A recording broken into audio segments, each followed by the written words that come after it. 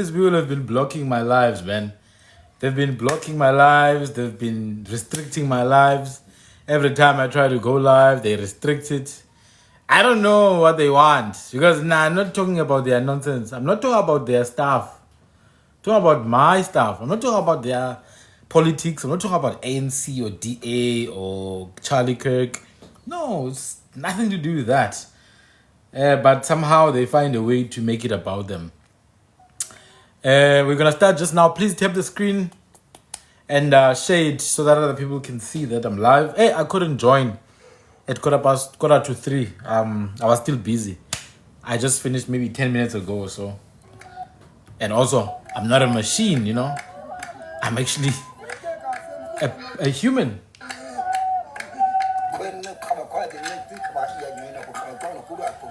So yeah. Hello. Sent you an email a month ago. An email. Let me check.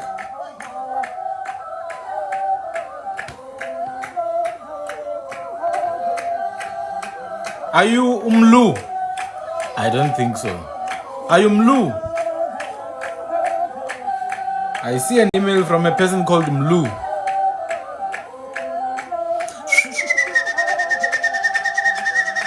Ay!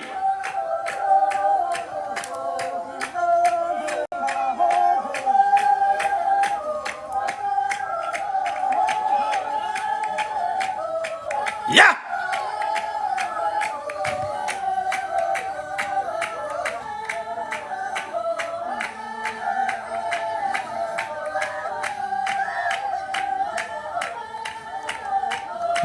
Buitsibiso Africa. I see a couple of emails here, but I can't read people's names, yabo. There's Nkuli, there's Zibangele, there's Vusi.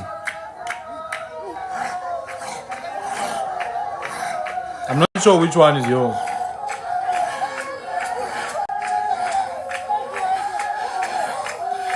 Yeah!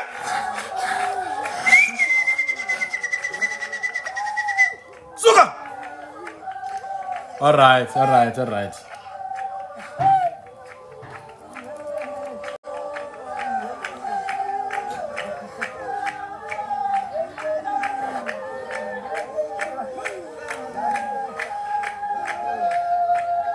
Oh, is that the one about Isandula?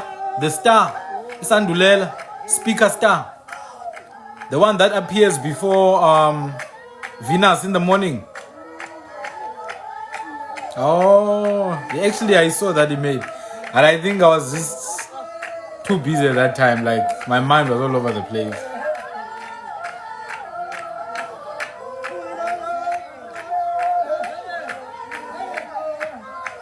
Hey!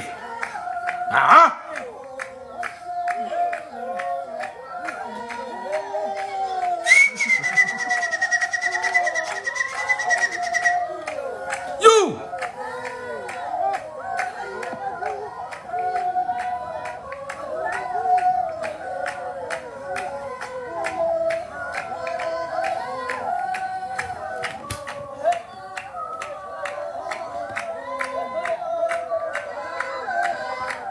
Yeah, this is part 2. We're continuing. But as it's tradition here, I always open with some healing music.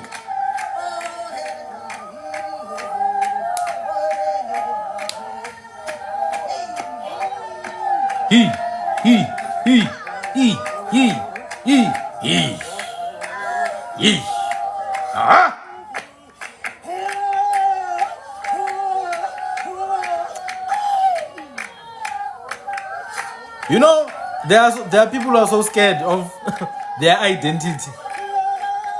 I remember asking this lady, I don't remember who, I don't remember when, but some years ago.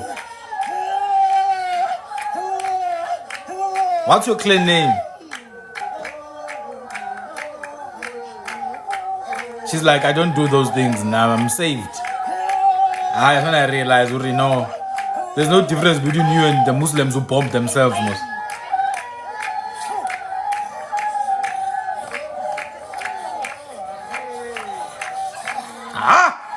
Alezikhathi zaharhabe madoda.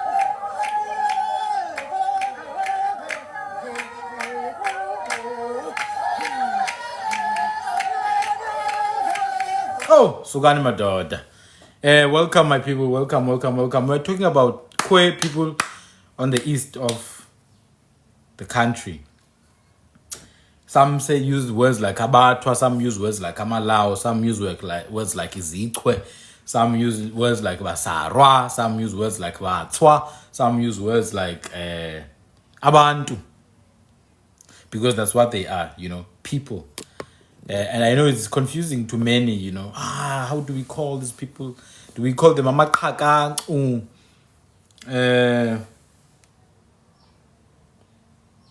Do we call them amalau? Izikwe. Thing is, you don't have to worry what you call people. Just find out what people call themselves. That is the easiest thing you can do. What do these people call themselves? And then that's it. That's what you must do. You can't go to Eastern Cape and say, I'm going to call these people this thing. No. You find what they call themselves. And that's it. What's your surname? What's your surname? And what ethnic community are you part of? Are you Zulu? Are you Xhosa? Are you Tswana? And then, do you know what the clan of your people is? Because you know these days, we've got so many people with the same names. You cannot assume that just because you are Ndlovu, then I can't assume which Ndlovu you are. I need that kind of information. Ndlovu baninzi. So they're not gonna be the same people. Ogatyeni, but ukhona uNdlovu ugatyeni, umSuthu, uboya benyathi. Ukhona ugatyeni, umamani, who are from Eastern Cape, two different groups. They are not the same people. Yabo. So it's very, very important. Ukhona uNdaba, uShandu, bakwambatha. Ukhona uNdaba wamaHlubi. Yabona, not the same. Ukhona uDlamini wasemaHlubini. Amantungwa. Ukhona uDlamini uMalandela. Ukhona uDlamini uNkosi. Ukhona uDlamini uLusiba Lukhulu, amakhuze inhlangwini. Kube khona uDlamini amazizi. It's not the same group. Related, not the same. So when you're looking for last name or surname or clan name, you have to go a bit deeper. Yabo. So if ungumXesibe, then that's it. You don't need to know. If you are Xhosa, all you need to know is your clan name. Yabo. All you need to know is your clan name. No, whatever your surname is, but if your clan name is Xesibe, now you need to know which type of Xesibe. AmaXesibe ngamaXesibe, but kunamaXesibe omkhuma ononzaba. Uyabona? Ombathane. KunamaXesibe omthwa. But Kyulu means important. That's what your surname means. If you want the meaning of your surname, it literally means something important. So, for example, if someone says, "Andinandaba zityhulu kuhambo bendiluthathile," that means I have no important report to give. Something into etyhulu, into ebalulekileyo, something of importance. That's what Kyulu is. It means important, significant. Yabon, it borders, it pivots towards Kulu. Indaba ezinkulu, yabo. So that's just the meaning. It's a name of one of your ancestors. But your bloodline is on your Xesibe identity. Now, I did explain earlier, Xesibe means desert people. Ixesi is the sand. Ixesi means sand. There's even a river in Eastern Cape. Xesi, it's the sandy river. If you go to the estuary of the river, you will see there's sand. You think you're in the beach. Kwichweba laseXesi ugcwele inhlabathi. So Xesibe means abantu benhlabathi, umuntu wenhlabathi. That's what it means.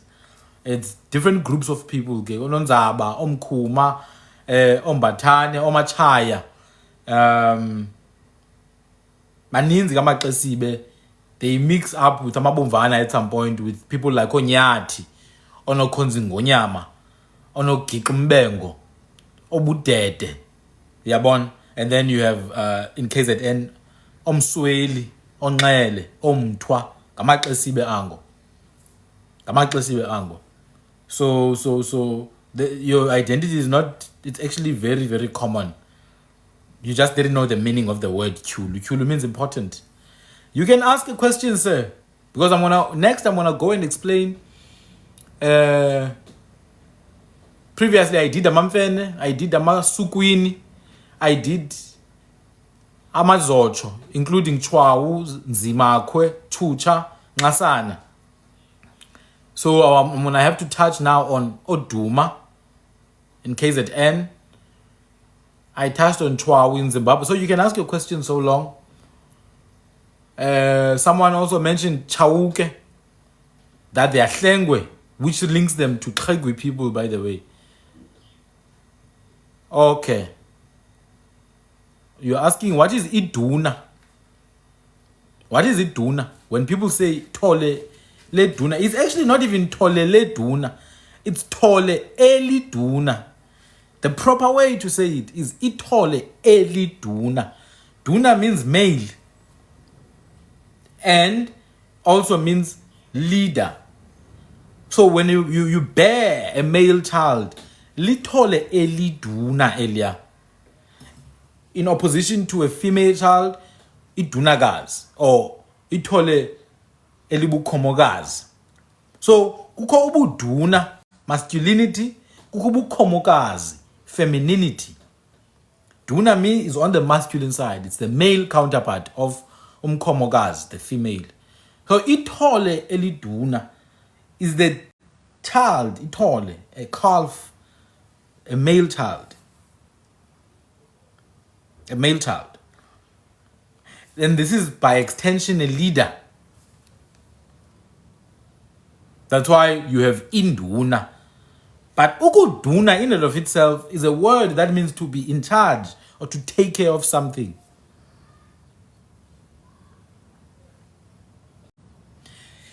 Buduna is to be in charge or take care of something. For example, if you are a boy or a child and you're naughty, you go playing around and you break someone's window, your parents can punish you and say, Mnanam, uzakuyiduna ngokwakho la nto yenze kulaa mzi. Which means that's your baby to take care of right now. Yabo. So ukuduna is to look after, to take care of. That's why induna, the leader, the head of the people, is called induna.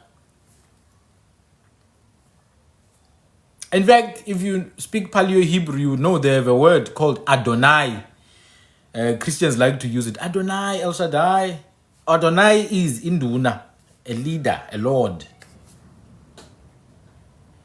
That's what it is. Yabo. The black capitalist says, where I come from, we are Butwa. Butwa meaning Twawo. Yeah. Twawo, I touched on in the previous session.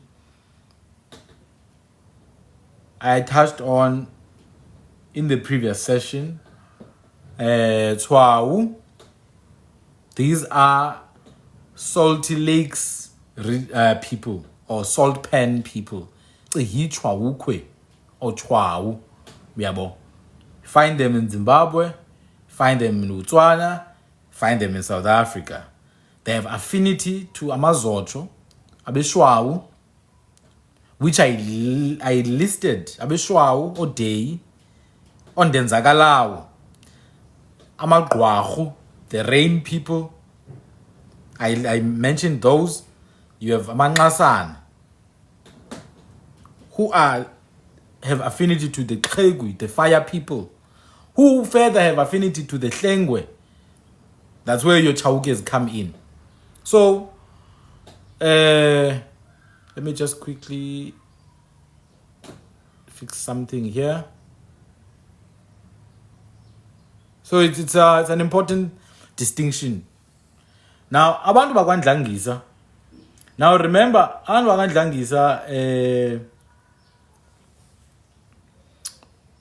these people were part of the bigger Zizi hegemony.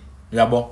They're part of the Zizi hegemony. So they've got clan names that will allude to their Zizi or their Khwe ancestry. Yabo. So abantu bakwaNdlangisa will call themselves Othole, Ondlangisa, Ogqagqane. Yabo. Some of them will say that. Abanye bazothi Mthombeni kanje. Yabo. But their history is within that hegemony of Amazizi generally. However, if we look at where Amazizi were established along the Drakensberg itself, there's caves there, guys. That is to say, there are people who lived in caves who are in that area. Where are those people now? That's all I want to know. Nah, I don't want to know too many things. Where are the people who lived in caves in the Drakensberg slopes? They are part of these communities that we have there today. They are part of Abantu, Bagwa, Dlamini. They are part of Abantu, Bagwa, Khadebe. They are part of Amahlubi. They are part of Amabele. They are part of all those groups. That's it. Now, someone is asking about Amachawe. I already told you guys that there is no Nguni who gave birth to Zulu.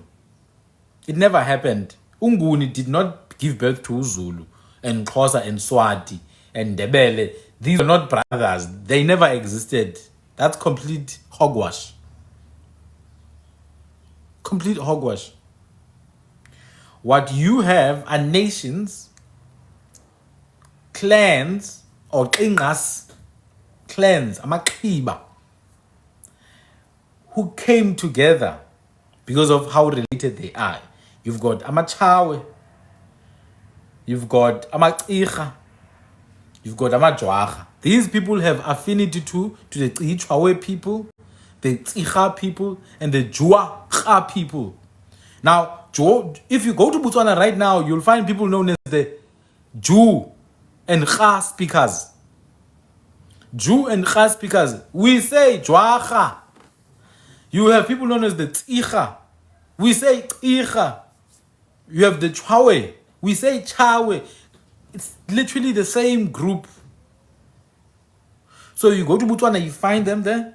You come to South Africa, you find them here. You look at the languages. Is it Xhosa? For you to understand the depth of isiXhosa, you need to learn Junwansi or Khuntari, the language of the Jwaqa people, and you need to learn Chwawo. For example, AmaXhosa will tell you they've got ancestors like Togu, Nwangu, Chiwo, Khacha, Bekaleka. But you ask them, what is the meaning of these names? Nobody's going to tell you because people don't know. But you go to the Jwaqa people, the Kha-speaking people, the Jew and Jew Nwansi. You ask them, you ask the Chwawu people, you ask the Tsicha or the Khwe speaking people, what is Togu? They'll tell you, Togu is a hippomos. Togu. When we say Togu, we are referring to the hippo. You ask them, what is, when you say Mwangu, what do you refer to? They'll say, oh no, that's a snake. You ask them, when you say Ngabacha, what do you refer to? Oh, Ngabacha, no, that's a rhino, a river that is full of rhinos next to it. And you start to realize, no, man, so there's a disconnect here. We talk about Ngabacha, we talk about Tsicha, we talk about Khinicha, but the people have lost the understanding of what these things signify. So you cannot disconnect AmaXhosa to the so-called Bushmen, as people say. Tina, we know those are just people. They call themselves Khwe, Khun, and all that. So those Jwacha now, listen, let me tell you about Amajwacha. If you listen to oral history, they will tell you Jwacha, Tsicha, and Chawe, same people. I agree. These are Khwe people. Now, but they will tell you Jwacha people have an affinity with Amabele. It's in the Xhosa oral history that Amajwaga and Amabele united in ancient times when the Chawe people took over the rulership from the Tsiga people. The Jwaga people in anger went and lived with Amabele and united with Amabele. Did you know that? Then, pa Amabeleni, you go and hear they've got names like Kunta. Kunta. Now, if you ask the Jew and Kha speaking people, the Jew Kwansi, if you ask them what is Kunta, they'll tell you it means us. It's us. Kun means us, the people. Ta is the plural word for two, which means umuntu. The Kun people. That's why their language is called Kundari. So Ukunda is a testimony to Jwaga presence Emabeleni. In fact, there's a man I was reading yesterday, one of the Kham or the Kun people that Bleak took as prisoners. One of the Kham and Kun people that Bleak took as prisoners in Cape Town, when he wrote down their history, one of those people, the name was Kunta. Another name was Kankaso. Do you understand that these are names that we find in the history of the tribes in the east of the country? Be it Amaxhosa, Amabele, Amampondo. You see these names. Why do you think Amampondo, when you find names like Abe and Uke and Kiwa and Siwula, where do you think this name? But Umtwaka Siwula. You think Amampondo would just name someone Umtwa? Why would they just name someone Umtwa? You think these are just random things they call their ancestors Umtwa Kasiwula? So, Amajwaga, Amatsiga, and Amachawe, they share a bloodline. They come from the same bloodline, yes. These are the three groups that have contested the rulership of the Xhosa hegemony. Jwaga, Tsiga, and Chawe. Jwaga, they moved and joined with Amabele, the Kunta, the Mafu, the Kuboni. It's there. You can just go and find out for yourself.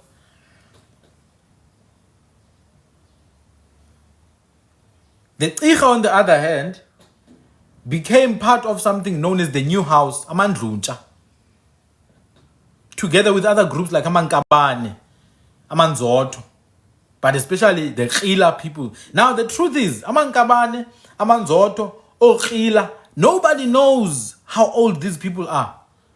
Anyone who tries to tell you that they were born by the son of this chief, they're lying. These people have always been there. Amanzoto have always been there. Our oral history cannot explain where they came from. Our oral history cannot explain Okhila Bavelapi. It cannot explain Amanzoto Velapi. Cannot explain Amankabana Velapi. Cannot explain Amakoto Velapi. They were already there in memory. We don't know a time where they were not there. These are seen as the foundation to Xhosa society. The Xhosa, the Tsiga, the Jwaga, the Chawe, the Nzoto, the Nkabane, the Giqwa, the Khila, Ombombo, Okhaso, Obodlinja.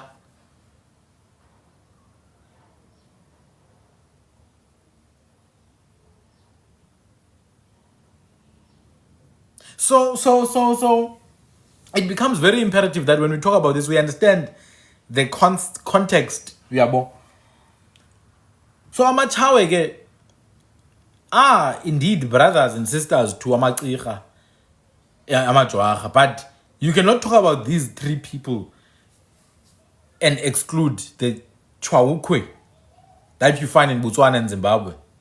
The Khwe or Chware, the Chware people. You cannot exclude the Tsiga people of Botswana. You cannot exclude the Jew Nwansi or Jew speaking people of Botswana, when you talk about Amajwah, Namachir, Namachawe, it's a challenge. You could go and learn the language of the Jew Nwansi people. Khun.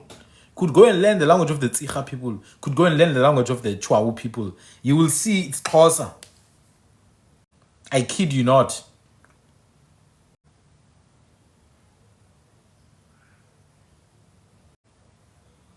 So Chawe did not speak Xhosa. Well, I mean, it was not called Xhosa. It was not called Xhosa. Xhosa is a thing that was named in school. He spoke his language and that's it. It was not, if you were going to listen to Chawe, you wouldn't even understand what Chawe is saying. That's how diluted the language has become. If you would sit down with Uchawe, remember Chawe, you know, that generation of Amachawe, Amatsicha, and Amajwah, that generation, that time of battle, that would have been like 600, 700 years ago. If you're going to sit down with those people, you would never hear what they're saying. What you speak and what they spoke, completely different. One of the first deviations in how we speak is the usage of prefixes and suffixes too much, and additions.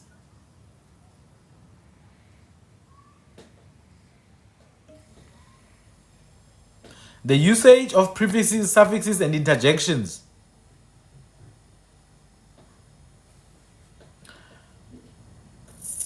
isiXhosa was named when was standardized. Otherwise, if you listen to people from Xofimvaba, they're not going to speak the same way as people from Kagriwa, Etinach. People from Kagriwa, Etinach will not have the same type of isiXhosa as people from Uqamata, Xofimvaba. It's not the same. So to standardize everyone in the Eastern Cape, every language, you just call it isiXhosa and everyone speaks it. I made an example earlier that people did not speak these languages in their standardized forms. I made an example with isiCele. They didn't say umuntu, they say imunu. I played an audio. I can play an audio of Ibomvana. You will see Ibomvana has a slightly different way of speaking. I can play an audio of Iqesibe or Umdu Asama. You will see there. So when you standardize, you need to use one name for everyone. And then it becomes isiXhosa and everyone speaks this thing. I'm not sure this thing, it shows my connection as being compromised. Not sure what's happening. I hope it's not bad. Yeah. Anyway, let me see if there's any questions that maybe I had lost. You can't even understand the meaning of, like uhinza. If you ask people the meaning of uhinza, they don't know. If you ask people the meaning of the word hinza, they will not be able to tell you. And that should alarm you. That should make you scared, because then that means you're speaking something different. If you do not know the meaning of ugaleka,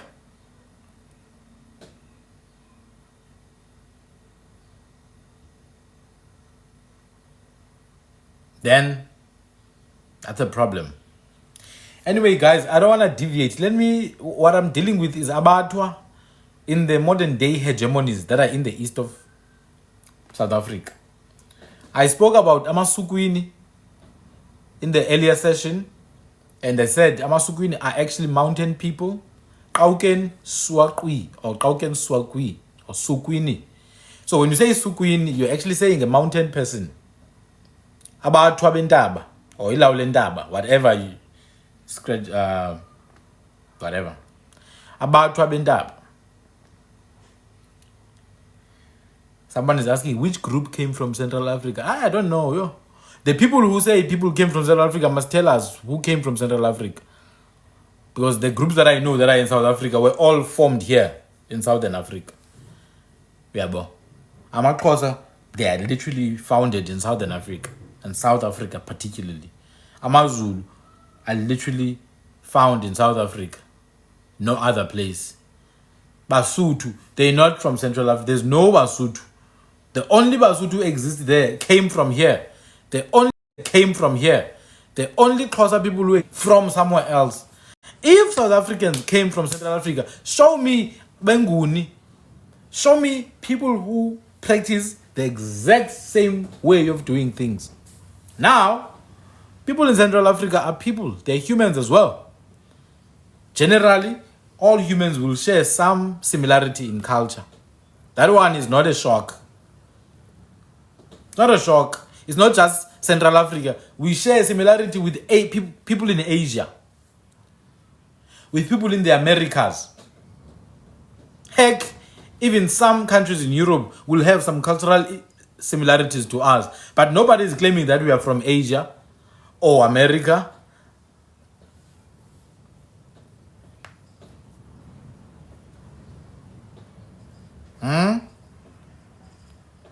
Masinganyeleki man. Qoqwa, it's weapon makers, man. Ukuqoqa mos is to make with your hand. Ukuqoqa is to make something with your hand. Ukulola, to sharpen and make with your hand. Qwa is, as I've been explaining, maybe for the 20th time, ukulwa, ukuxabana. So it's to make fighting weapons. Qoqwa, that's what it means. Jojo is a long sharpened stick. Yabo. Tsolobendonga, sharpness of a stick.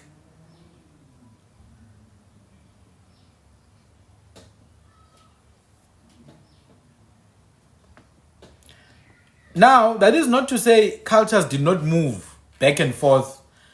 Cultures did move back and forth. Cultures did move back and forth. All cultures like to believe South Africans are from. It's not true, man.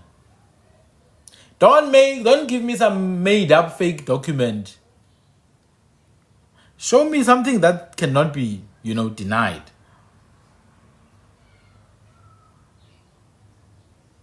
Africa is the motherland, but you shouldn't lie. Tell the truth. South Africa did not come anywhere else. Even if Africa was the motherland or not, they didn't move from somewhere else to here. This is the land of Black South Africans. Amanqakhwane is another clan of Abatwa. Amanqakhwane ngamaXhosa ngoku. Ngabantu bakayintsabe. Bakaziduli, bakahlabilayo.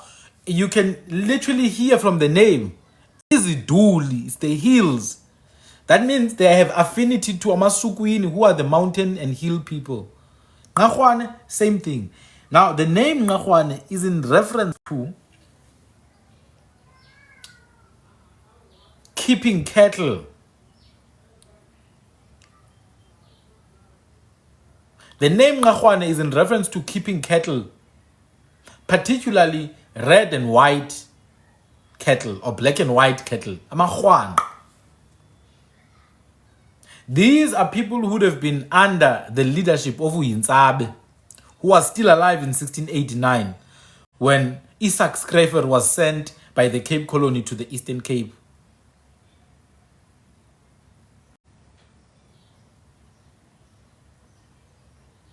So Amanqakhwane do descend from Abatwa, Abasenqweba, the area between Jeffreys Bay and King William's Town. That area, you would find a lot of Nqakhwane heritage there, and Sukwini heritage.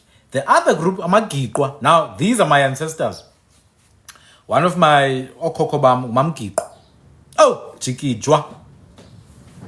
Jikijwa nkosana. Chinga ikwazwa ngabayaziyo. When you say Jikijwa, you're saying these people had big bums. That's it. Like Sarah Partman. Amagikwa, from the clan name Jikijwa, it's telling you that they had big bums and short height. Kabatwa.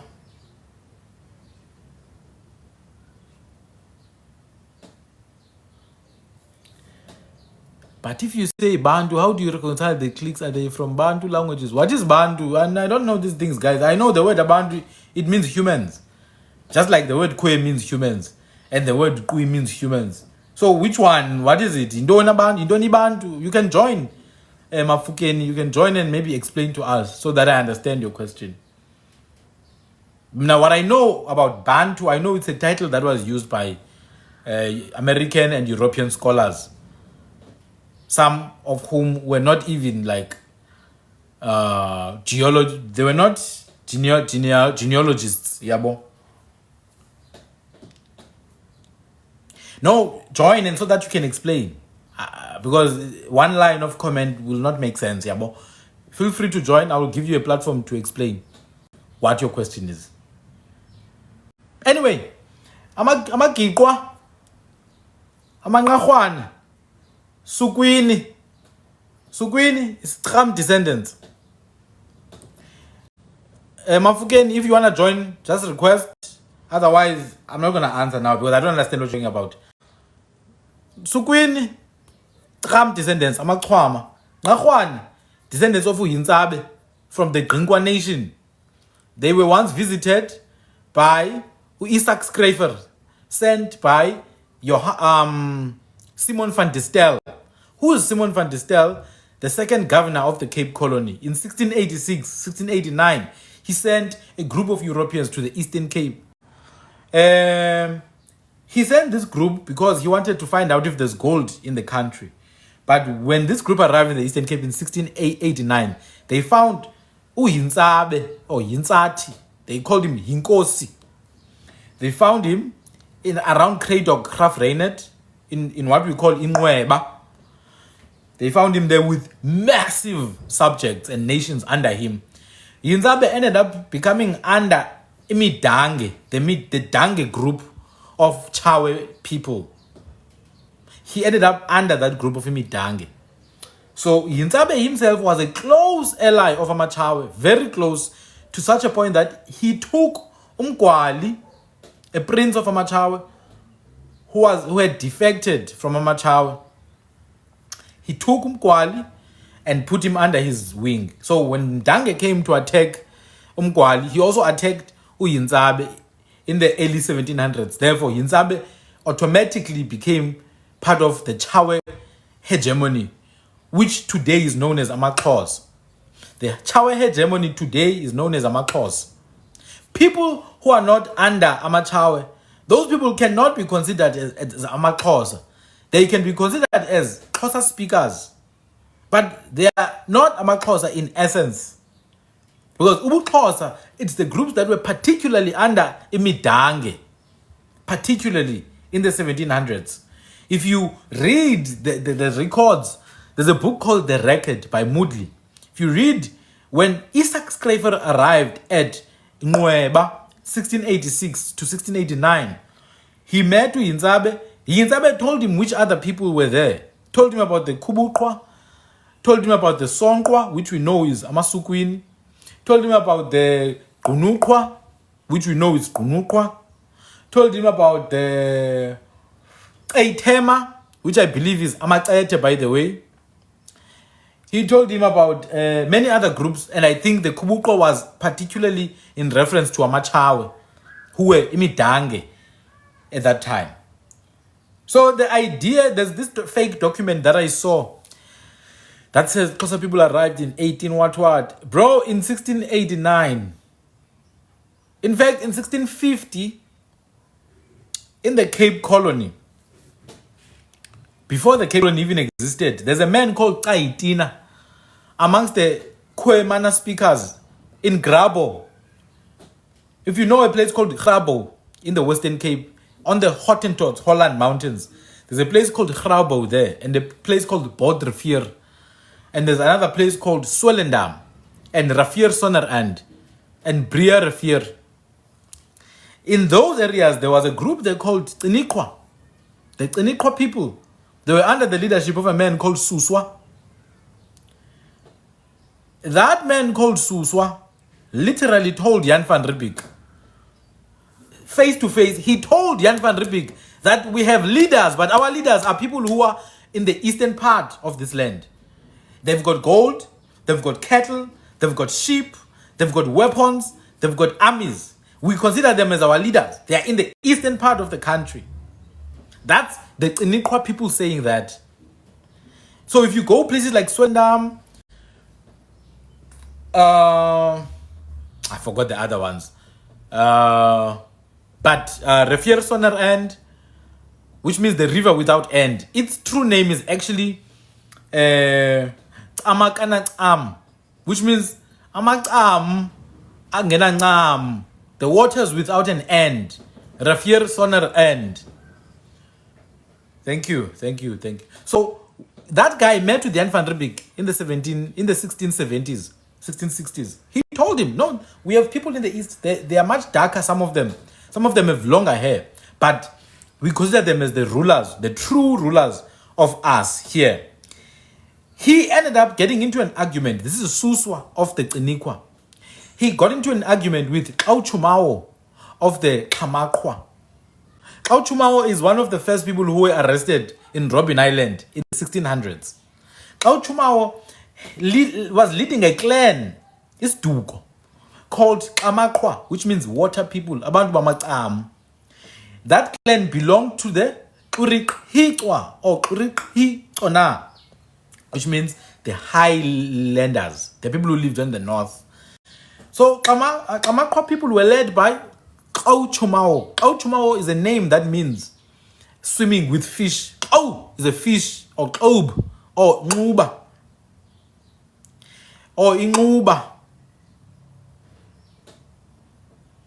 So Kau is Inguba, Chuma is to swim. Kau at the end means a man. Kau, Ikaba, Indot. Kauchumao or Kauchumao or Kauchumato is the man who swims with fish. Why was Kauchumao called Kauchumao? Because he was a trader who traded with the Dutch and German and English ships. Before 1652, when they used to pass by going to India, he used to trade with them. And sometimes he would get on the ship, even go to places like Vietnam in the 1600s. Therefore, he was called the one who swims with fish. Kauchumao, but his true name was Ueli or Harry. That's why the Dutch called him Harry the Strandloper. It's not a Strandloper. He was a Kamakweb, which means Umdwamanzi. Harry fought with Suswa because Suswa was saying these people, known as Kobona and Kobuna, are the true leaders of the Cape. Kauchumao was like, no, we have an elder here called Gonema. That's our true leader here. That's Harry saying that. Harry belonged to the Kamakwa, Suswa belonged to the Tsinikwa. So the Tsinikwa had a strong relationship with the Inkwa people, or Inkwa Hase, today known as Ama-Hintsati, the people of Hintsabe, such as Amangahwan. Those people had a strong relationship with Suswa from Grabo and Swellendam. That's why Suswa was saying to Jan van Riebeeck, our true kings are in the eastern part of the country. However, now, remember, the people of Uhintsati themselves became Xhosified through the conquest when they betrayed, basically, the Chawe and chose Ugwali instead of Umdange. The Dange took them and Ugwali, his brother, and put them under his wing. So they became Chawe, Ama-Hintsati. Now, if you read the presses of the archives of the Cape, Jan van Riebeeck's dictionary is there. Jan van Riebeeck's dictionary is telling you that the people in the East were considered as kings in the Cape, so-called Cape Colony. By the 1650s, there was a man called Tsayitina or Tsayininta in the Tsinikwe nation. This man, Tsayininta, was married to a woman who was raised KwaXhosa in the 1650s. How did a woman who was raised KwaXhosa get to Cape Town in the 1650s if there was no established network of command between these people? How did that bloody thing happen? Explain to me, if the Xhosa people are from Congo, how in the 1650s the Tsinikwa, a chief under the Gaukhaub called Suswa, a Gaub under him was married to a woman. This Gaub was called Kaintina. How was he married to a woman from deep Eastern Cape if these people did not know each other? In fact, Kaintina said to Jan van Riebeeck, those people have gold like you. Jan van Riebeeck went and pointed to his ring. And says, are you sure they have something like this? Kaintina is like, look, I'm gonna bring my wife. He grew up there. He's from there. She's from there. I'm gonna bring her. When they were trying to bring the wife, maybe a month later, another group that lived in what we know as Somerset West today, a group that lived in what we know as Stellenbosch today, that area there, that group was called Okhokwa. Okhokwa means the people with sharp cheeks. They had faces like this. You know that face? That face, yeah. They are called Okhokwa. It means sharp cheek people. When Kaintina was moving from Grabo, I agree they used cows. Kai Gomagu. They used Kai Gomagu to travel around. So when he was taking his wife to Jan van Riebeeck in the Cape Colony, which is what we call Cape Town today, Kamakwaland, is the network. I don't know why it's glitching. I really don't understand. I really don't understand. When Kaintina from Amatsinikwa was crossing the Bergrivier, which is around Apal all the way to Somerset West today, Strand, he met with the Okhokwa people, the sharp cheek people. They attacked them and killed the wife, who was supposed to meet with Jan van Riebeeck. Because Jan van Riebeeck wanted to confirm the gold that she had won. Do you understand that this is one of the major reasons that Jan van Riebeeck really, in fact, not just Jan van Riebeeck, the Dutch altogether went crazy.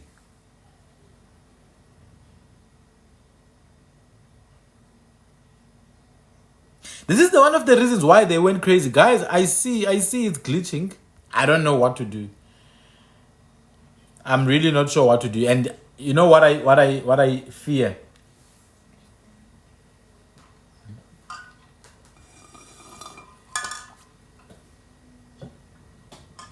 What I fear is that if I maybe try and restart, let me just check my portal, my network portal quickly. Just give me a minute. Just give me a minute.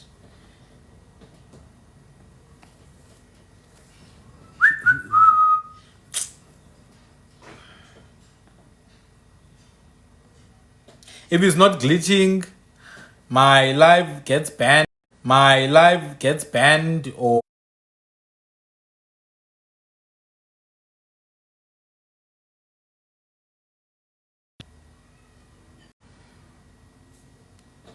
hello.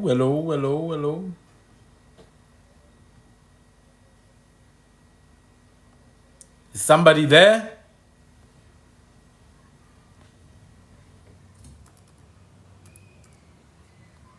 I'm gonna wait for you guys to confirm, that you can hear me now, because there's no point talking to wind.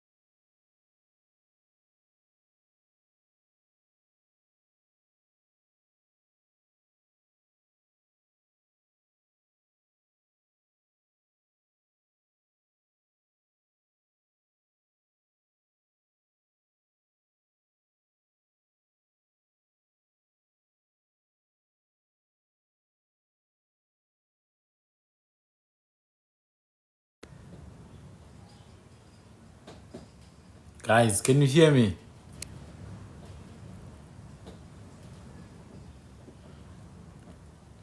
Benzani abelungu man, benzani nge-live yami man.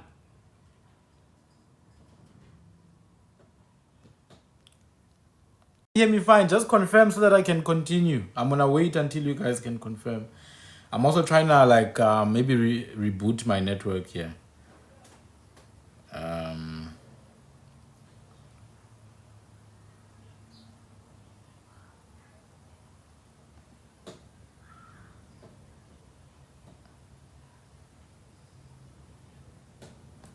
So weird. Ah man. Okay, anyway, I'll try and continue. Let's see.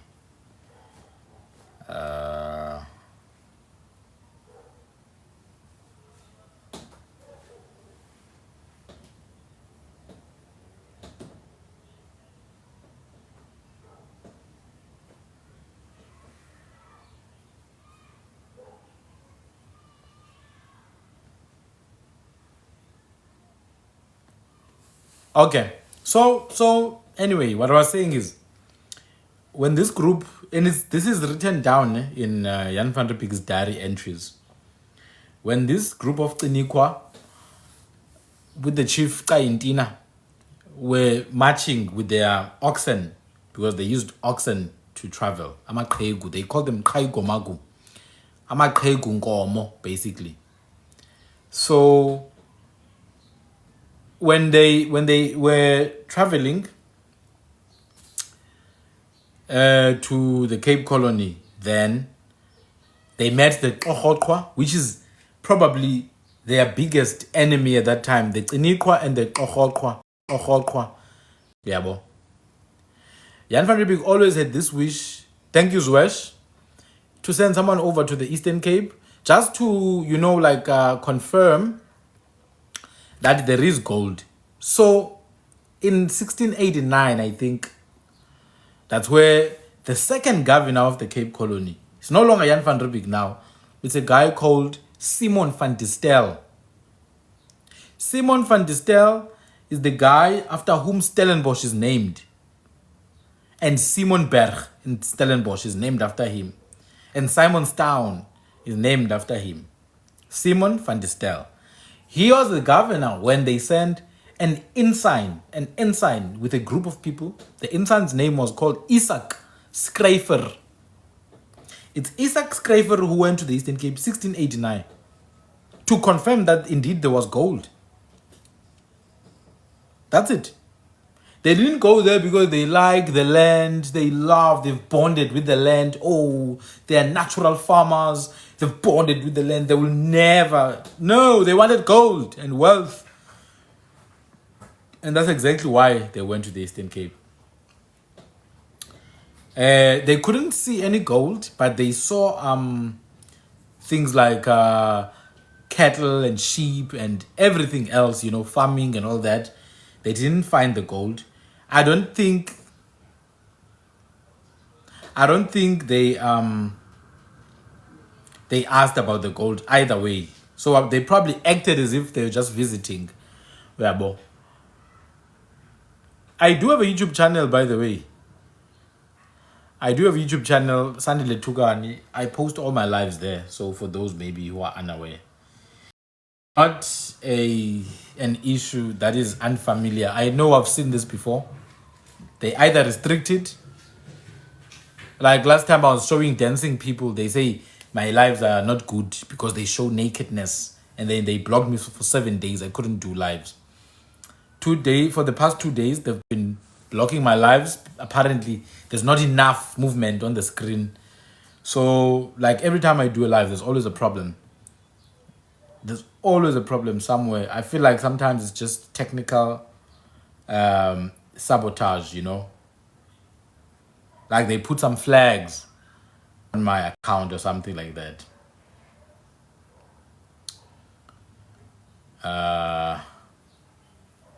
Yeah. I really don't know what's gonna happen now. I hope it's gonna improve, man. Because Sometimes I'm just speaking, I'm not even sure if people can actually hear me. And then I see comments, I'm not even sure it's comments that were sent in real time or 5 minutes ago, you see. Anyway, I'm gonna continue, guys, hoping that you guys can hear me. My point with explaining the 1650s situation of a Xhosa woman married to a Qinikwa chief, for people to have marriage amongst each other, they would have had to be connected at a much deeper level. In fact, the connection was not just a marital relationship thing, it was a military alliance. So the Xhosa had a military alliance with the Cape. By Cape, I mean like Cape Colony nations, particularly the stronger nation of the Qinikwa. So the stronger Qinikwa were doing the Xhosa's bidding, sort of like trying to get the other nations next to them to pay tribute to Amaxhosa. Tribute is called umbuso, and this is in before 1652. It's very important. When Helen Zille and First Nation garbage speakers claim that Amaxhosa are immigrants from Eastern Cape, they need to understand. Before 1652, there were already people who were paying tribute to the Qhubuqwa or the Qhubuna or the Qhubuqwa, who were not Xhosa at that time. So Helen Zille must be aware of that. They must also be aware that the Khoisan or Aboriginal brigade, who like to claim people like Auchumao and people like Krotoa, who are not actually, Krotoa is not a real name. The name is Gorotwa. Those people in Jan van Riebeeck's records acknowledged the so-called Xhosa way before. They acknowledged the so-called Xhosa. Krotoa herself says, I've seen these people. And she points out to an area around Worcester today. Around Worcester today, you know. Not too far from the Stellenbosch area. She says, I've seen these people, you know. They do come from time to time. So the presence of Amaxhosa or any other groups for that matter, doesn't matter if it's Xhosa or any other group in any part of the country, including the Western Cape, it's not a new thing. People are not going to places because there's white people in those places. Far from it. People have been going to these places for the longest time. Amaxhosa did not go to Eastern Cape in the 1900s or 1800s or 1700s or 1600s. They had always been moving around. That's why we have Amaxhosa in the Northern Cape. They are not in the Northern Cape because they are looking for jobs. They are from there. They've been there.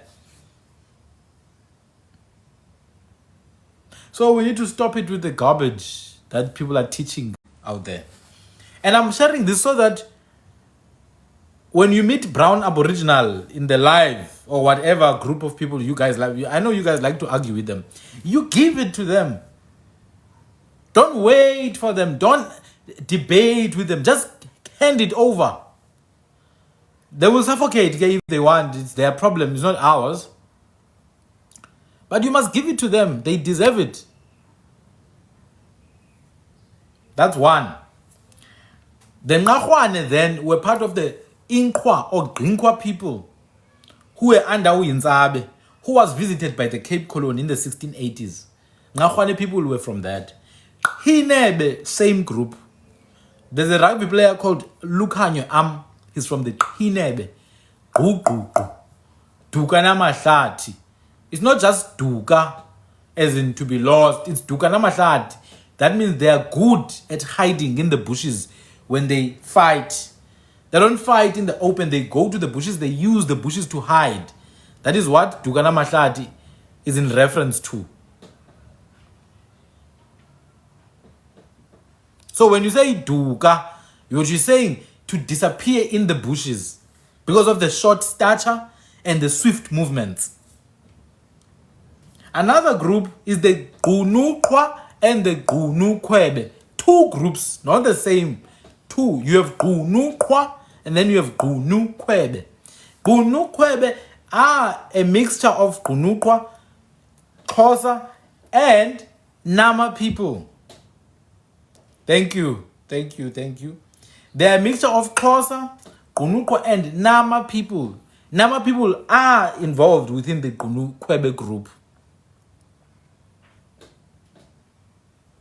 Because within Amanama, in their royal lineage, there's a king called Khwe. How do you know this is true? Because the name Khwe is a singular word. It's not a plural. And it's a name that clearly refers to a one person. That's how you know it's a real person, Khwe. Khwe means a man. Guni means high, noble, like Nguni. So when you say Guni or Gunu, you're saying Nguni. Khwebe, you're saying Umfo. Umfo ngumnguni. The noble, the highlander, the one who lives high up in the hill. Guni Khwebe was one of the kings, actually. One of the chiefs of the Nama. You find that same group amongst Amakos. You find Amakunukwebe amongst Amakos. It's hard for people to understand the nuances of these people because it's a mixture now of everyone and all that. There's nothing wrong with the word Nguni. It's important that we understand. There's nothing wrong, but there are click versions of it. There's Guni and there's Onin. All have to do with north up highland. You see? Highland. Like how we used to build our houses. Remember, the indigenous house was built next to the river. It was built facing east. And it was built on the slope to avoid landslides and flooding. They were built high up, not low, high. The low-built places came with Europeans. It's camps, military camps, called lars or lagers in Dutch, or elea in English. This is why Amaxhosa call it ilali, but ilali ayikho esintwini. The word ilali does not exist in isiXhosa.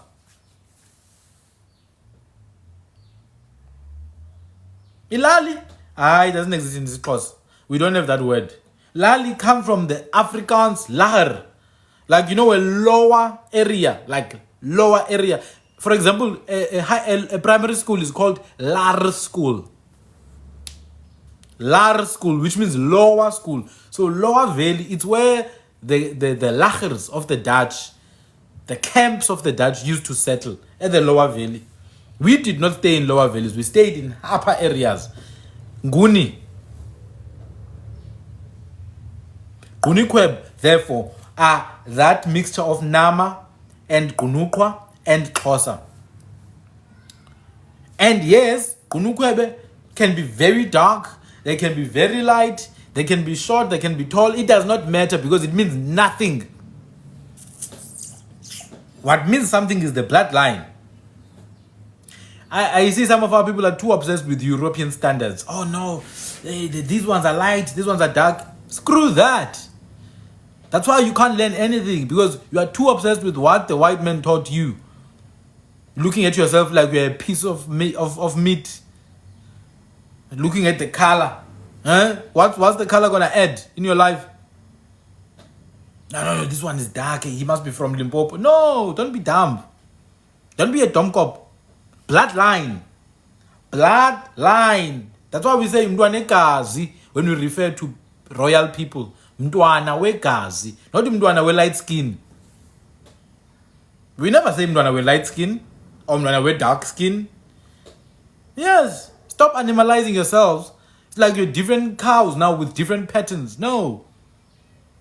You do know that skin color is absolutely out of your control, eh? It's literally a biological process and it does not at all determine the validity of your indigeneity. Not at all whatsoever.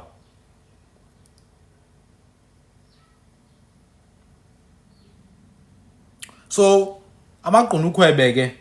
nowadays you will find that there are mixed groups of people, yabo, like amanqahwane, osithathu. Gobano Statu. Ostatu is the people known as Krisana, Kopoi, Ndebe. Malawana. In fact, Zahara came from this group known as Sitatu, the third.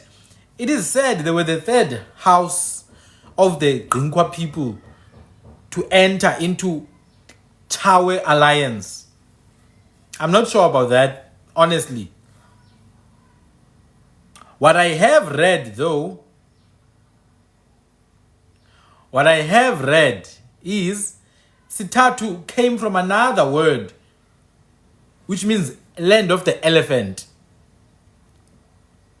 In the Gunukwa dialect, there's another word which means land of the elephant.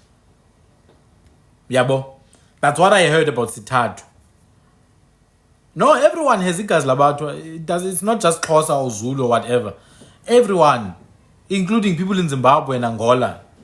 But I'm going through, one by one. So Sitatu is actually one of the groups that were under uGqingwa, under uIntsabe, sorry. People assume that it's the modern day word Sitatu for three. What my research found is that it's an old word which refers to an elephant, which is interesting because there's a park they call Ado Elephant Park right in the land of the Gqingwa people. And Sitatu in the Gqingwa language refers to elephant. It literally refers to the elephant. If you look at places like Kariga or Khwe, they are not far from the Ado Elephant Park.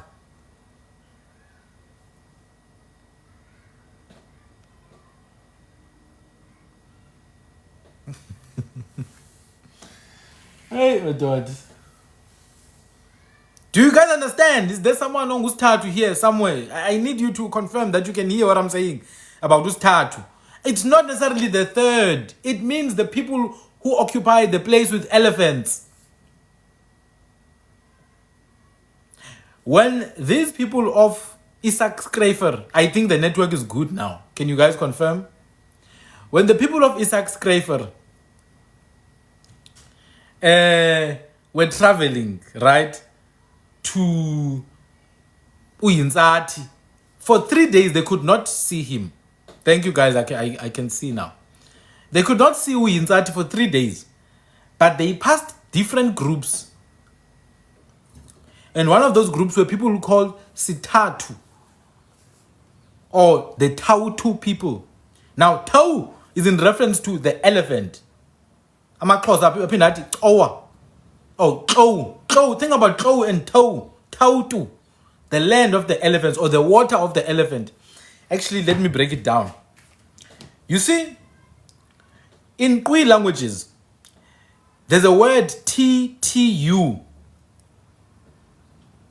TTU means water. That's why some of no in Chivan, the Khwe and no. So in some of the Khwe languages, they've got Tau. It means elephant, and TTU too is for water, flowing water. So Tautu are the elephant waters, the waters that are occupied with many elephants. And this is the region around Ado Elephant Park. And a lot of Sitatu people, that is their land. So it has nothing to do with being the third clan. It means it's the people who occupied those rivers around Khwe and Kariga. Jo and Khwe and Do and Ndlovu and Ndlovu and Khwe, all it's the same thing. It comes from Khwe. Khwe means to pass, to surpass. Now, when you passing through something by force, we say uye ngendlovu, udlule ngendlovu. We're passing something by force. Or udlula ngendlovu. That is another interesting thing now, that the name Ndlovu and the name Ndlulamthi or Ndlulamiti is the same name.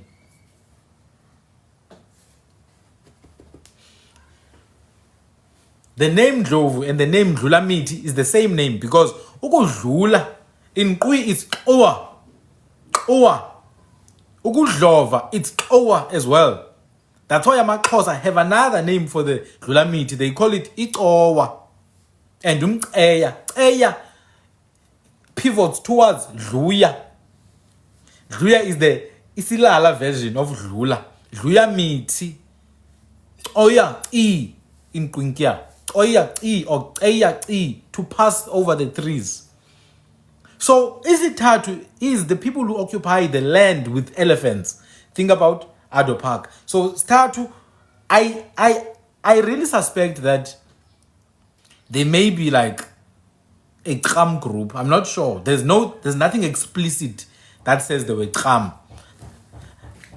As in the case of the Sukwini. The Sukwini are very clearly Kham children. But with Isitatu, it's just we know who they are an indigenous community, Khwe, who occupied the Ado Elephant Park area, the Elephant River, basically. Now, sometimes if you look at Afrikaans names, you will see some names like Olifants Rivier or Olifants Fontaine. You know, you think it's just a name. No, they translated that name from the indigenous people. They translated from the indigenous people. They didn't just make it out by themselves. Yeah, so you can clearly see the region where these people will be found. Amasukwini around Sneeuberg and Kamtobawa or the Kamtibu area. Amangahwane, Kreidok, Graf Reinet areas, all the way from Western Cape, Tsitsikama. You see, when you get out of the Western Cape to the Konga area, this is where a lot of these Kunukwebe, Kham groups were. There were others across Konga, like the Kokwa, the Gangre. We'll talk about them. So I've just explained Isitatu. I've explained Ngahwane. I've explained Sukwini. I've explained Amamfene earlier. I explained Amazocho earlier. I think the third group I'm going to get into, Amagwashu.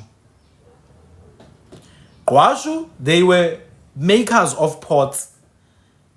They were the potters of the Gingwa people.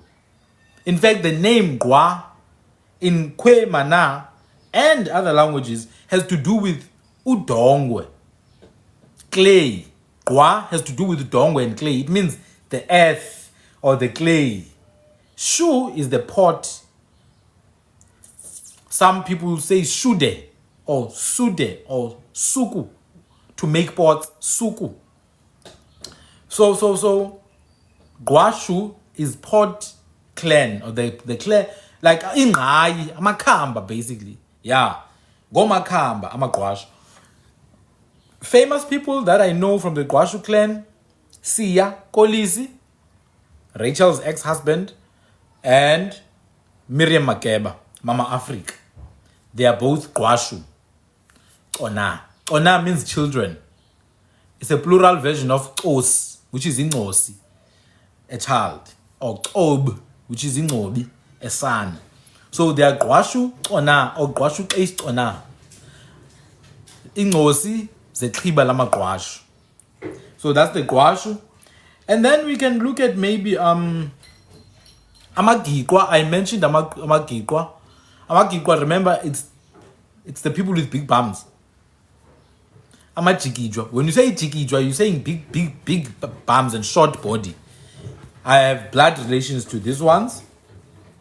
If I'm forgetting any other Gunukwebe group, please forgive me. Ingosi, yeah, is a child. It's a word that you find in Kwemana. You find it in Kwinkia. It means a child, literally. A little one. Os in Kora. Os for a female child. Ob for a male child. Ona for plural children. So when I say Khwe Kona or Sida Khwe Kona, Sida Kwena Kona, I'm saying you are the children of my people. The Khamtos and the Damakwa, thank you so much. I'm going to touch on that. The people of Lukanyo Am, they are Kinebe, Kuku. I already mentioned them amongst the, what is this? The Grinkwa or Inkwa. The Damakwa and Damasonkwa, I like this one because remember I mentioned Amakunukwebe and they are linked to the Nama people. The Damakwa, remember Dama means dark. Damakwa means the dark Khwa people or the dark people. And also Damasongkhwa, it means the dark mountain people. Literally. These are groups that comprise what we call Xhosa people today. It literally are groups that comprise what we understand as Xhosa people. Damakwa, Damasongkhwa. The Khamtus, it's Khamtu means water, mountain, lion river. Excuse me. Khamtu means lion river. Kham is a lion. So the Khamtus are people who were occupying. They occupied the area around Jeffreys Bay today. In a river that is called Kelekwa or Khamtuos River. We call it Kelekwa in my dialect. They call it Khamtu. But I think Khamtu is the waters, the lion waters. It is said that Seura, also called Sarah Batman, her name was Seura. It is said that she stayed close to that river, Umakelekwa, which is also called the Khamtu River. I'm just gonna read the other comments here. All right. So I think I've done a fair share of Amagunu Khwe, and I'm talking about these people because we are tired of First Nation, Bushmen, First Nation nonsense who have nothing to offer but, hearsay and propaganda from AfriForum and Solidarity. We are tired of that. Now we are dealing with real history. Now, Ochonyane, they come from the line of Amagunu Khwe, the royal line of Amagunu Khwe. You see, when you see names like Kwane, Chungwa, now that is in reference to the actual leaders of the Gunu Khwe paramountcy. So Ochonyane, these are the people of Chris Hani. They come literally from that line. Yabo. Osawa onkomos bomvu. That is to say, Otabash, Omtuzmele, Amagunu Khwe. They come out of the royal house. That's it. They come out of the royal house of the Gunu Khwe. So they are obviously related to Ngahwane, but especially related to Ngahwane, because they've mixed up now. That's what I was saying. Gunu Khwe, Gunukwa, Gikwa, Nama, it's all a mixture now. Damakwa, Damasongkhwa, it's all a mixture. Kubukwa, everyone is Xhosa now. That's it. Yabo. But we know about these nations because they gave birth to us. That's it. It's not something that we read in books. We are literally carrying the blood of the Kora and the Gikwa and the Khatsi. Amanyuabe, I didn't touch too much on them, but I can definitely say inzala yabathwa. Amanyuabe ngogatyeni, omamali. Someone is asking, ukhwana wayethengiselani emachaweni? I'm not going to get into that because you see, it's easy to speak when you speaking in past tense. We were not there. We're not there when Khwane was alive and the Chawe kingdom. We don't know what the conditions were. But Khwane, yes, he was a loyalist to Amachawe. And Amagunu Khwe became Chawe, I don't know, allies or subjects. Amakuma, I touched them, was under the Kesibe.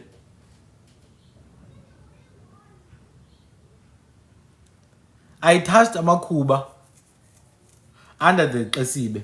How many clans are under Amakosa? Yo, why? I don't like, honestly speaking, I don't like to calculate.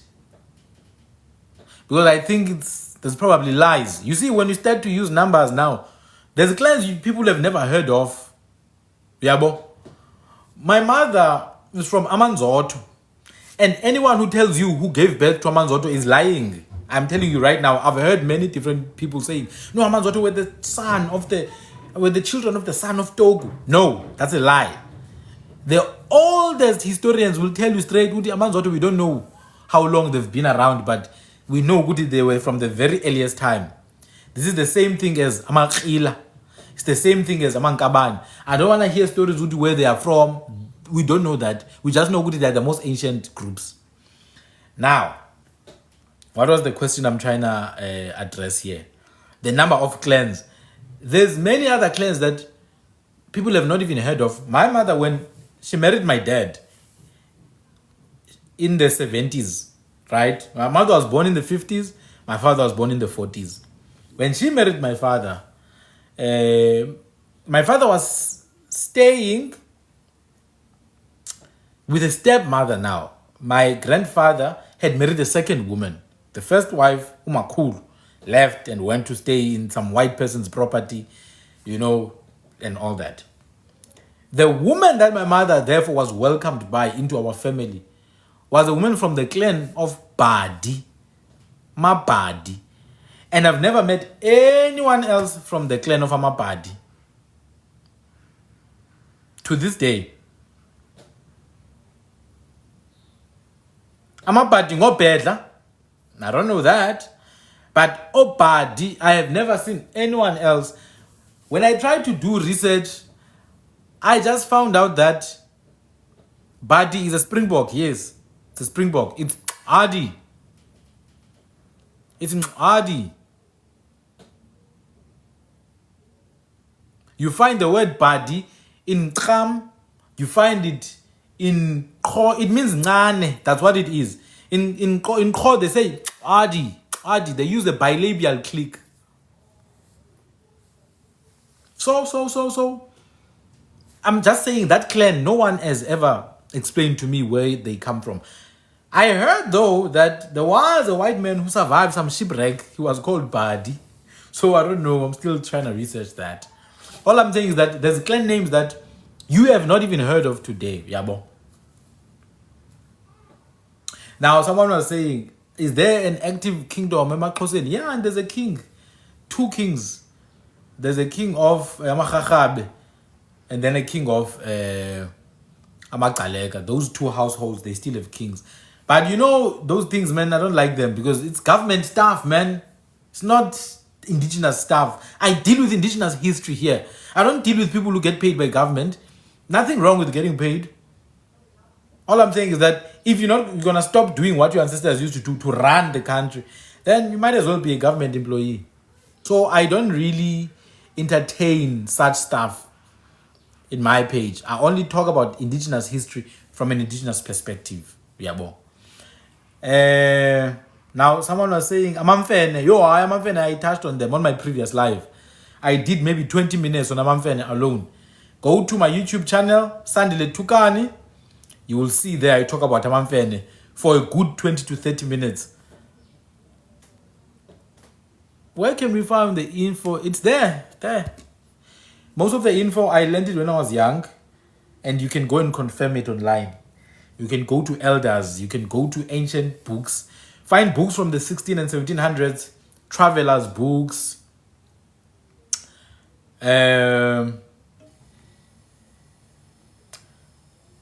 For example, there was a guy called Thunberg.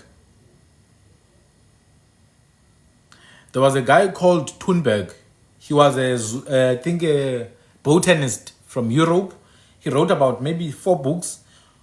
These are the people who came early. There was a guy called William Patterson. He wrote about 4 books. There was a guy called Gordon Jacob, Robert Gordon Jacob. And then there's a couple of diaries from Jan van Riebeeck. A lot of records from the Cape Colony. They are called the presses of the archives of the Cape Colony. There's other writings that were written by black writers like Osoga, Okhubusana, Okawa. But you need to be very careful. You need to be very careful when you are reading. You need to have deep indigenous knowledge. So my approach has always been learn the language first. So you learn the language first and then you go and read. Because you're going to be deceived. They will tell you everything abambo.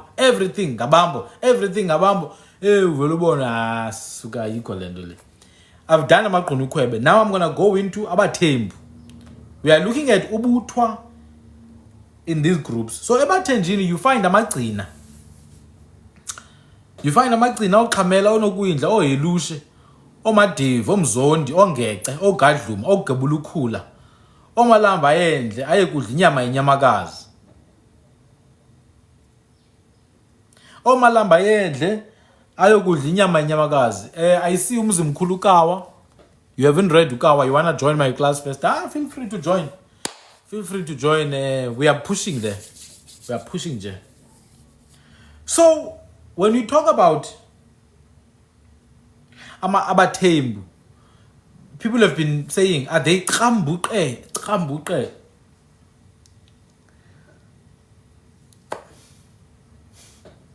Let me put it this way, ne? Without a strong command of our language, you will never truly know what is right or what is wrong or what is true or what is false. Never. Uzawufathuza ukhangela isitye emnyameni. Because you say tembu, you don't even know what the word tembu means to begin with. Do you guys understand how weird this is? People going around saying things they don't have a clue what they mean. It's like you were taken from somewhere and implanted into this reality and you're just screwing it up because you have no clue what's happening. Tembu, one, it's a plant called a spiraxis.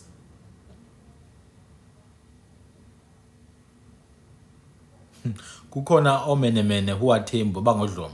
Now, tembu is multiple groups of people. There's a plant called the spiraxis. If you go to the dictionary and look for that plant, spiraxis, you will find the plant is very colorful. It's a powerful plant, by the way. Itembu leyo.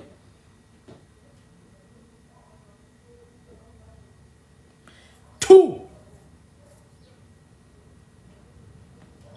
Abathembu base Eastern Cape are not all the same. Kukho abathembu isizwe. Kubeko omthembu. Isibongo. Two different groups. Isizwe sabathembu is under the leadership of amadlomo. This is where your Mandelas come in. Your Dalinjebos come in. Your Ndabas, Ndaba yenyamakazi. Oh, usoqotho madoda, usopicho. Ungqondi nomsila. Uzondwazi intaba zingazumenza nto. That is the kingdom of abathembu. The people are called abathembu generally. They are under the leadership of amadlomo. Now, there were many occasions where abathembu were called little Chinese. In fact, there's a what is this? A little excerpt I came across that back in the day, the Europeans used to call abathembu little Chinese. True, you should go and find out little Chinese Hottentots or something like that. They would refer to abathembu like that. Abathembu, of course, inzala yabantu ayixoxisileyo. But you cannot just blanket everything. You must go in each clan to understand the depth of what this is. Let's start with amagcina. Amagcina, in truth, if I'm being honest with you, it's like this thing of being tembu. It's a new thing. Amagcina were independent. Like they were just literally ruling themselves. In fact, to this day, I have a friend ongumgcina from Ofivab. Hey, this thing of being tembu, bona they abayingeni. I'm just being honest with you. This thing of being called abathembu, they don't like it. They don't even accept that they are being ruled by anyone. They say they have their own chiefs. And that's how I know it. Because Amaxhosa used to call amagcina and amaqunikwebe, they used to call them imifunda. That is to say, the insubordinate people. Yeah, they did not ever accept to be ruled by anyone, those people. It's like now the documents online are forcing it for them to be abathembu. But those people were independent. They were independent, that's the truth. That's why it shows you how much people will lie when they don't know something. But no, the word mgcina means babegcina. Babegcina amangcwaba enkosi. Could not have been further from the truth.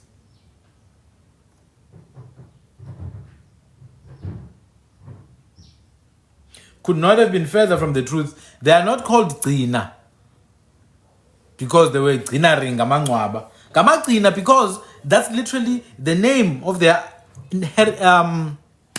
nation. Now if you go to, I'm gonna walk you through this very slowly. If you go to languages like Xhosa and look for the word twin, the name for amawele in Xhosa, you will see it's called amagcina, amawele ba.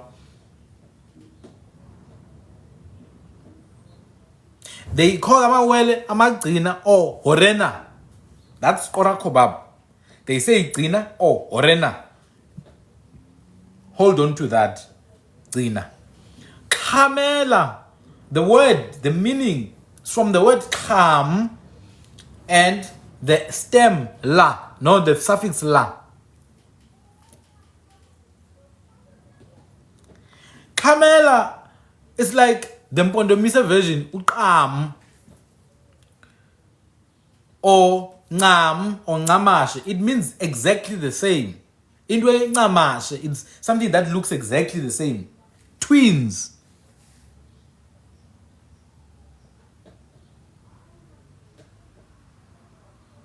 Twins. Ngamashe.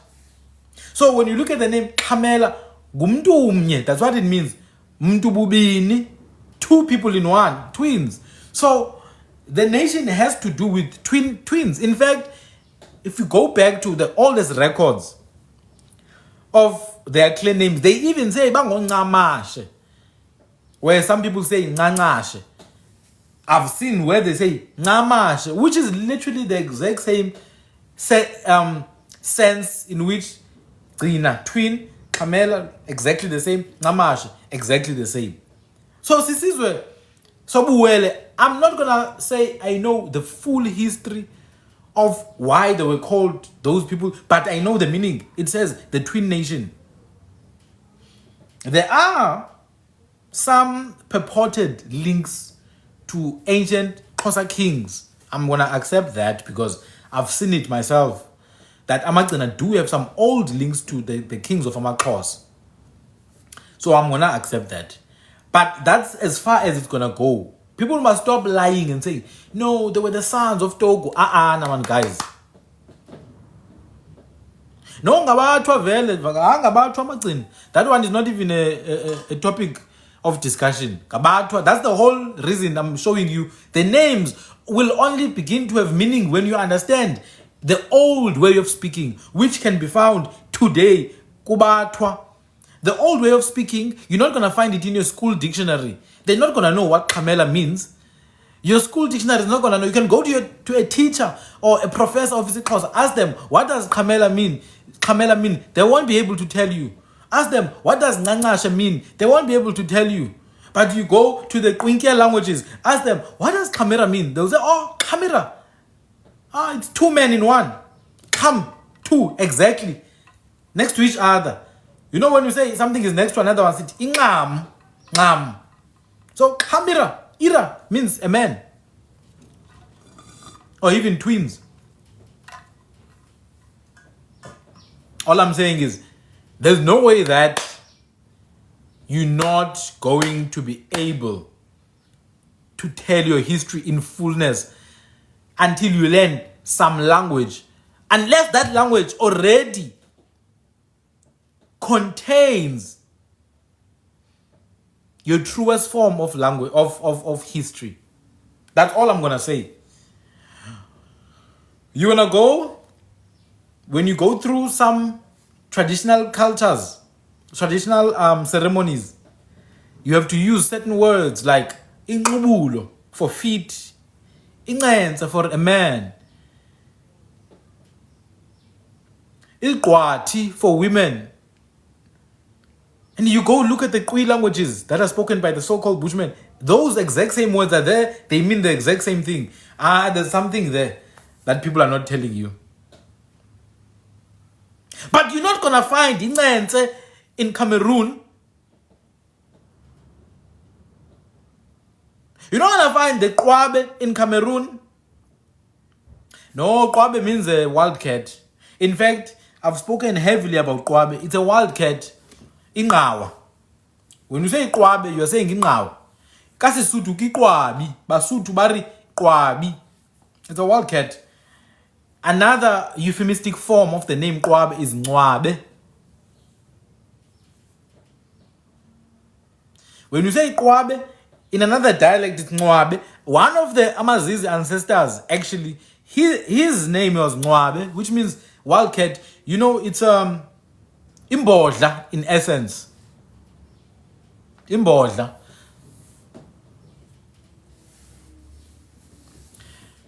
People who have enrolled with the program that I started 3 months ago are learning these languages.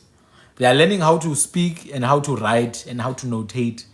They are learning the different phonetics. They are learning how to read kham. Instead of saying kham, which is a word that means water, by the way, they say kham.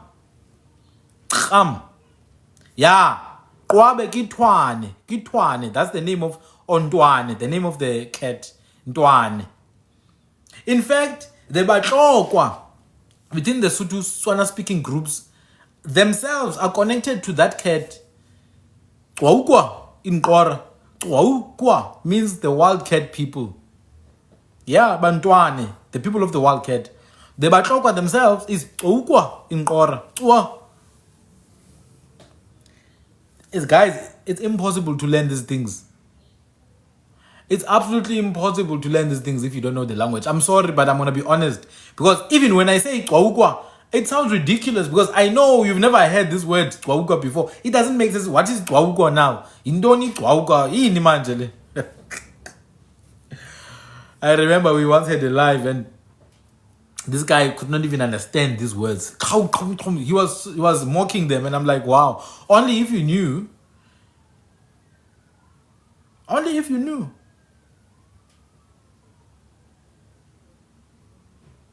Twama? No, Twama is Tram. No, they didn't have a kingdom. That one I'm not going to accept. I saw that article that says Twama people can claim kingship.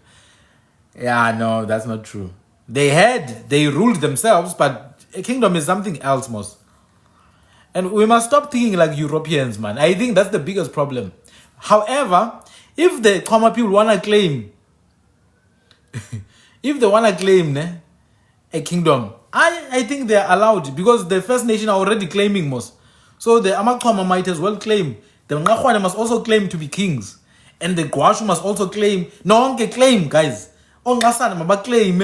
Amsimang maba claim. Amakwabe maba claiming. Everyone must be a Khoisan king because clearly Amasilams are going to take this country to the dogs if people are not doing something about it. Amakwama, they are Tram people. They are Tram people who are dwelling in the mountains. That's Amakwama.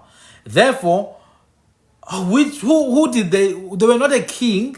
They were an independent people. They would have a head, a leader who is the head, but king. You understand that?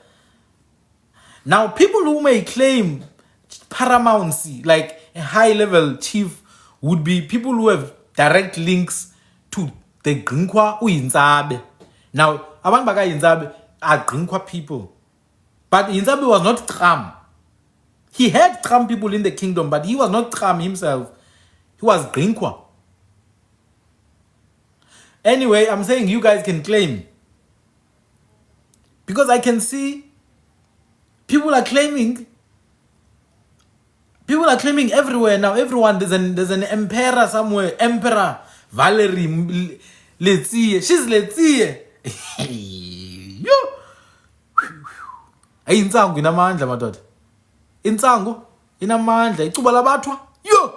Ay. Daga. Yakudakwa udakwe idaga. Be careful of that thing. Careful of that thing. Don't take it too much. Next thing you'll be calling yourself an emperor now. But yeah, people must claim. You guys must organize social groups and go to parliament and claim. Clearly, that's how things are going to work in this country. The ANC is so useless. They cannot even establish a proper council with people who actually have the history. Don't think they don't have access to me, guys. They do have access to me. I get calls from government people from time to time. So they have access. They just choose not to take someone who's going to tell the truth. They want the people who are going to lie, because then we are all lying after that. If you tell the truth too much, you're not going to align too much with them. Yeah, bo. So if the Amakwama are going to claim Khoisan kingship, already there's a professor, the guy who wrote House of Palo. He wrote House of Palo. If they want to claim there's a professor supporting them, they must go ahead and claim it and get a seat in the table of the capitalist system and eat money and mislead the people. Because once they become kings of the Khoisan, obviously they have to go with the program, the narrative. They can't really go and look at... They can't claim the land of the Ado elephant. They can't claim the lands of these farms, because all the lands of the people are farms now. The fish and chip gang can go and screw that. So I was still explaining Amagcina. Therefore, the name is the twin people. Now, those people are amongst Abatembu today, but you'd find that majority of the time in ancient days they would be called Imifunda. They were independent. Yabo. And then within Amagcina now you've got Dlomo. Now the Dlomo people, you have Amandande. You have Amaceduma, Opomoyi, Oshesheku, Otimane, Ontongagazi. I'm going to start with Ceduma. Ceduma, Pomoyi, Ntongagazi. Firstly,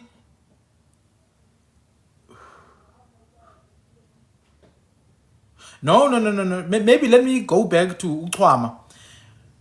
Amasukwini were Kham, who dwelt in the mountains, in areas like Khamdibu, like Sneeuwberg. The name Sukwini itself is a derivation from Kauken Swakwi. They are Sui Kauken or Swakwi or Swakwi. That literally means mountain people. That's why they are called Ilaw Lentab. Yabo. The name itself is Kauken Swakwi or Swakwi, the mountain people. They are Kham. That is enough. They are some of the oldest people. Amasukwin. I think that you don't even have to add anything else. If they are Kham, already they have a guaranteed status in the indigenous affairs of the country. Ngabatwa Bentaba. They took the exonym Ilaw Lentaba. They didn't call them Ilaw Lentaba, but they took it. But the name, the true name of Amasukwini is Swa. Kauken. Swa is a hill. Kauken is a mountain, and they have Khwe at the end, which is also Khwe. That's where you get Queenie. Swakini or Swakwini, mountain dwellers.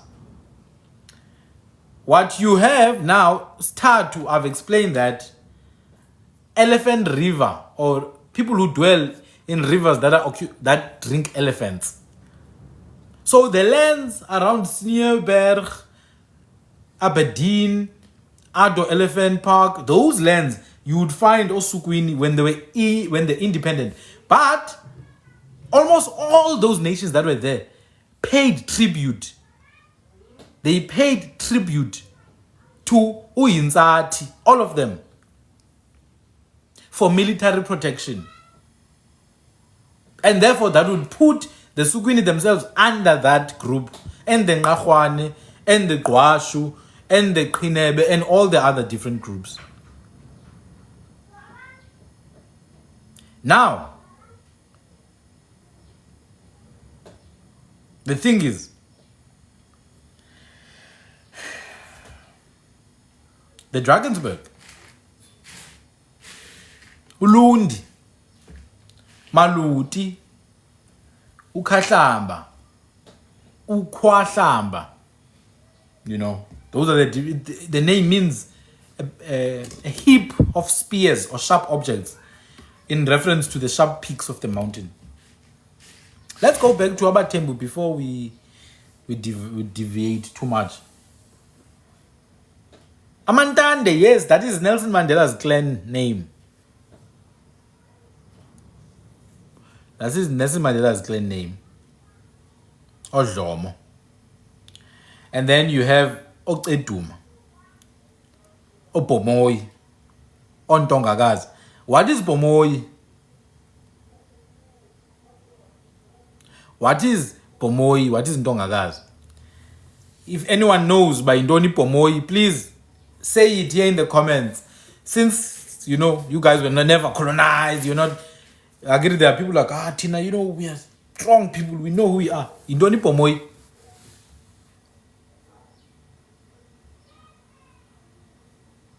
I veil. Now, Pomoy, for you to know the true meaning of these names, you have to go back in time. Go back to the ancestors.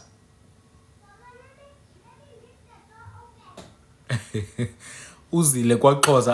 I think I like it. You are honest. Yo. I like the honesty. Hey, Chief.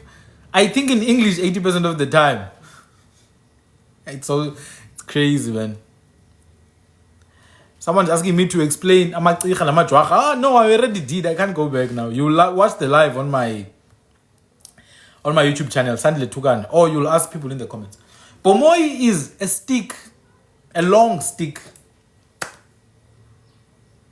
It's a stick. It's moi in Kwinkia. It's moi. It's a long stick, or even a tree, or even a bush where the stick is taken from. Lishat. Now, Upomoy himself is said to be a child of Ntongagazi. It's literally the same name. Moi and Pomoy and Ntongagazi, same name. Undugu and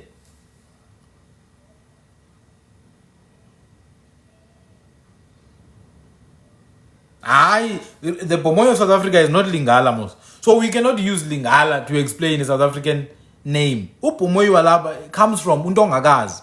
The name Pomoy itself means Ntongagazi. So Upomoy is Islonipo Sentonga. Now I can't go to Congo and look for a word that looks like Pomoy. Otherwise, my name is Sandile. If you go to the Pokemon, there's a creature called Sandile there.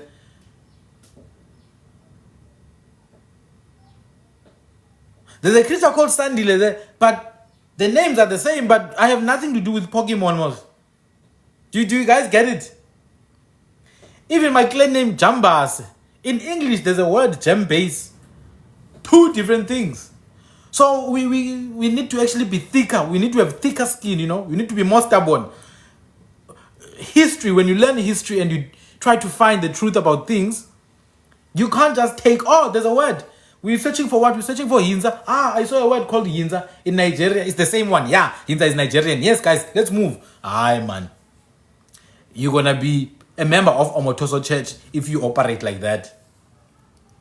If you operate like that, you are joining Omotoso's church.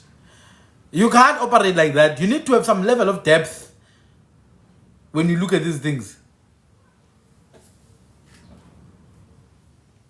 Otherwise, you'll be saying, go deeper, papaya, go deeper, yeah. You're gonna fly to heaven. Man.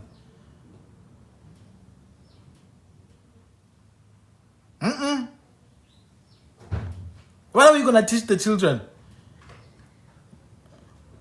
Papa, you are the prophet, you are the greatest one. No, man.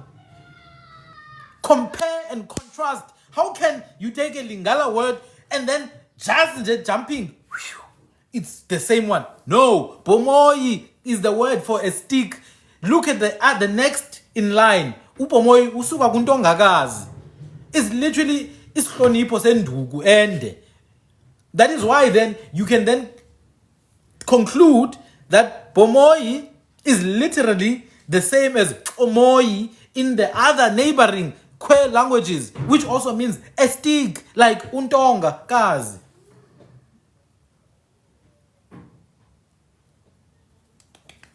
Guys, and also there's nothing wrong with Congo. If you guys want to be from Congo, feel free. You catch a flight and go there and visit and hear the history from them. Don't hear the history from Wikipedia. Because the people who believe the Congo thing don't even go to Congo to sit down with the royals of Congo. Which royal have you met from Congo who confirms your claims? Which clan do you know from Congo? Just one clan. But you're like, oh no, we're from Congo. We're from the Shubi people. The Shubi. Ay. Suga.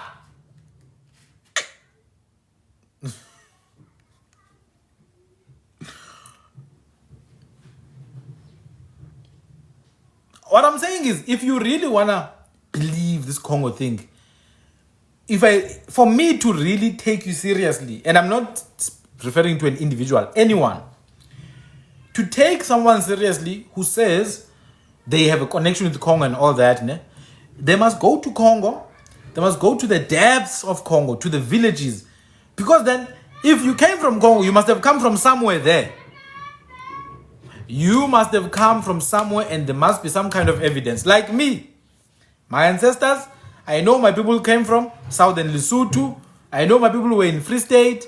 I know my people were in KZN. There's evidence. I did 20 minutes of that just a few hours ago. They are still there. There's place names there that still confirm.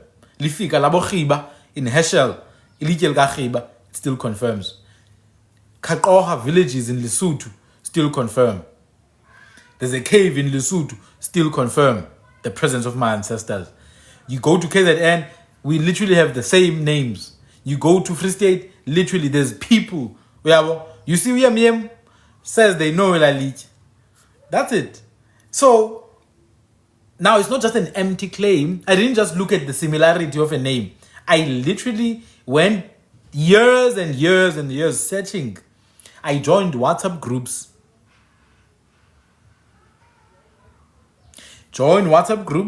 Learn. In fact, I can tell you, I know quite a great deal about the people of Congo. If I would teach about it, people would be shocked. I know a great deal about the people of Buganda. The one thing that people call Uganda is not Uganda. In the Luganda language, it's Buganda, just like Botswana, Bukalanga, Buronga, etc. It's Buganda. I know a great deal. In fact, there's even clan names that you would recognize. Like Abanyonya, the people of the bird. Abantu Benyoni. Bandou, the people of the elephant. Bakubu, the people of the hippopotamus. I know a great deal about this. In fact,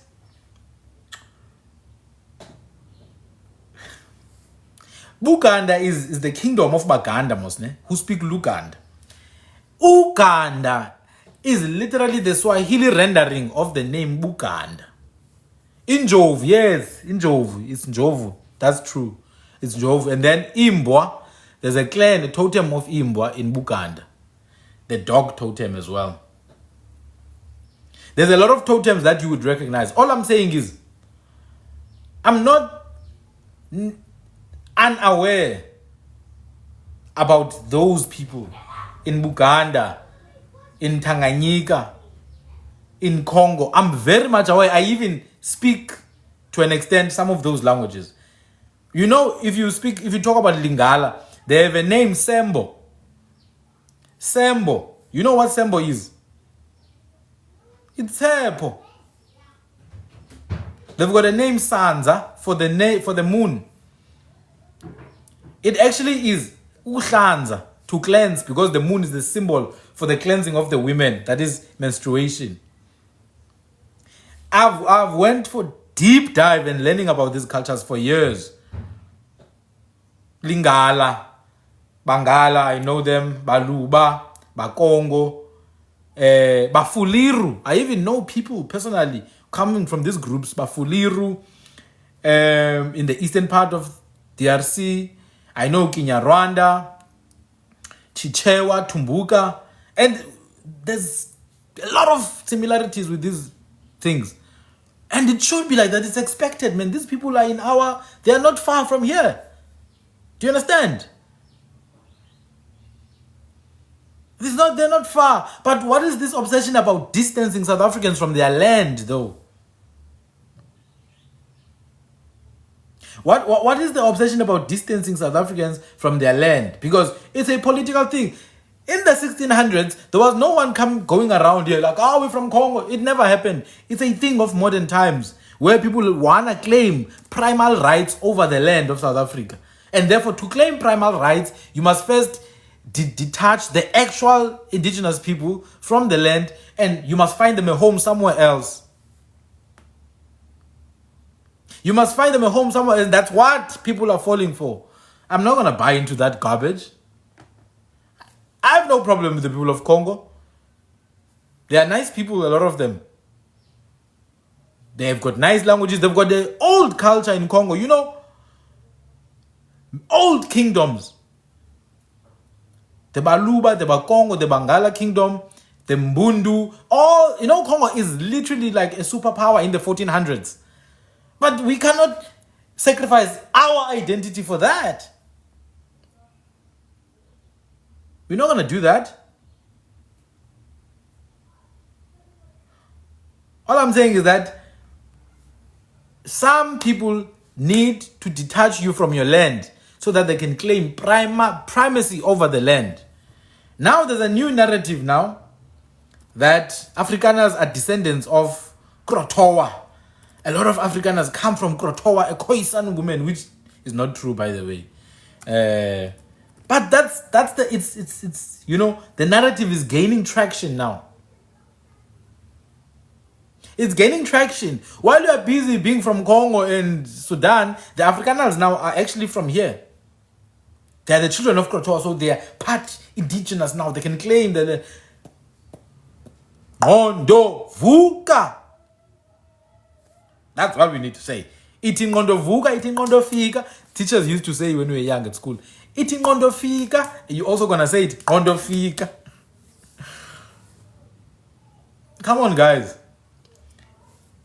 If there was any interaction with, say, like groups from Central Africa, that would have been like a long time ago. And it's natural. The interaction is expected.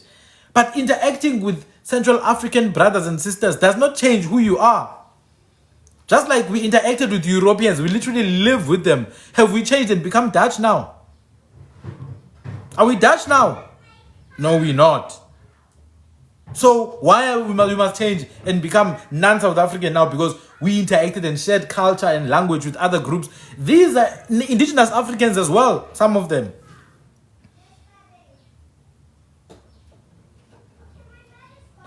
Jal. Someone's asking, what is the difference between Madigane and Madigane? There's no difference. It's just the D. Madigane is Zunda, Nguni. Madigane is Tekela. It's the same word. It's the same word. I was still explaining about him. I got so distracted. Otau. I will go into them. So, Eduma is actually in affinity to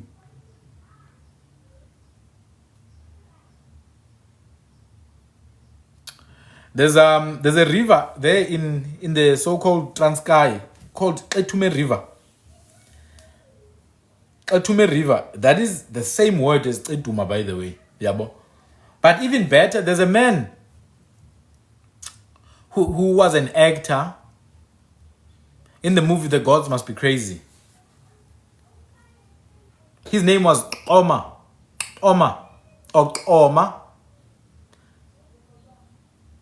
And his surname is Ngao.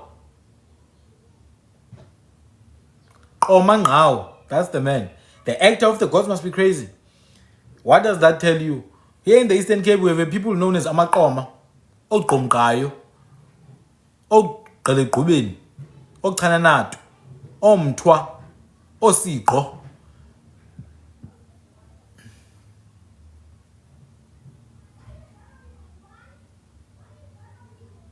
Those Amaqoma, they literally call themselves Abatwa, Oqomkayo, Oqananato. Go there to the Northern Cape today.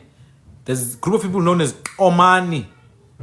And somehow, Ubiza, where Patriotic Alliance, found himself a position of being a chief of the Omani people. That's what happens when you put politics into indigenous identity. Ubiza, umbiza, lamfana umnyama ngathi Dim. He found a position amongst the Komani people in the Northern Cape. He's a chief now. He's a Bushman chief. He was telling, yena, Ashley, hey, Nina, you guys are from West Africa. I'm a Bushman. I'm a chief there. Did you see? Ubiza. Hey, he might as well be a descendant of people from Ghana. He's Ghanaian slaves. Yeah, no, he's a Komani chief now. But Amakoma, Ahlele Eastern Cape. Ahlele Eastern Cape, they're not fighting for their history. Amakoma, Ahlele, they're not fighting for their history. There's a Komani chief now in parliament who was given the position. He probably bought the position. You know, they probably went to the old lady and bought her groceries and then like, oh no, let's make this one. He's a chief now. He was there saying, I'm a bushman, I'm a bossman. I may be dark, but I'm a bossman. Idiot. Now, K18, it's just that he doesn't care about these things. K18, he really doesn't. He just cares about power and influence and control. K18, never sit here, no. Uyena uli China, uli Japanese, engumlungu, Irish, aphinda bengumsuthu. Hey, usuyazi bakwenzeka ntoni ngoMackenzie namadodo. Hey. Uthi amehlo wakhe u-18 ayatshintsha imibala. 1 minute the eyes are green and blue, the next they are red. Hey. So that's what I'm saying, guys. Before you know it, John Steenhuisen is gonna be a Korana chief. Uzawubona wena, uJohn Steenhuisen is gonna be a Kora chief ningekudala. Nina nizawuhamba nithulwe nithunyelwe Congo, where you come from. Andithi ningaba seCongo mosnini. Hambani ke yana eCongo kushubi kingdom yenu eCongo with King Pungane II noMaphonga.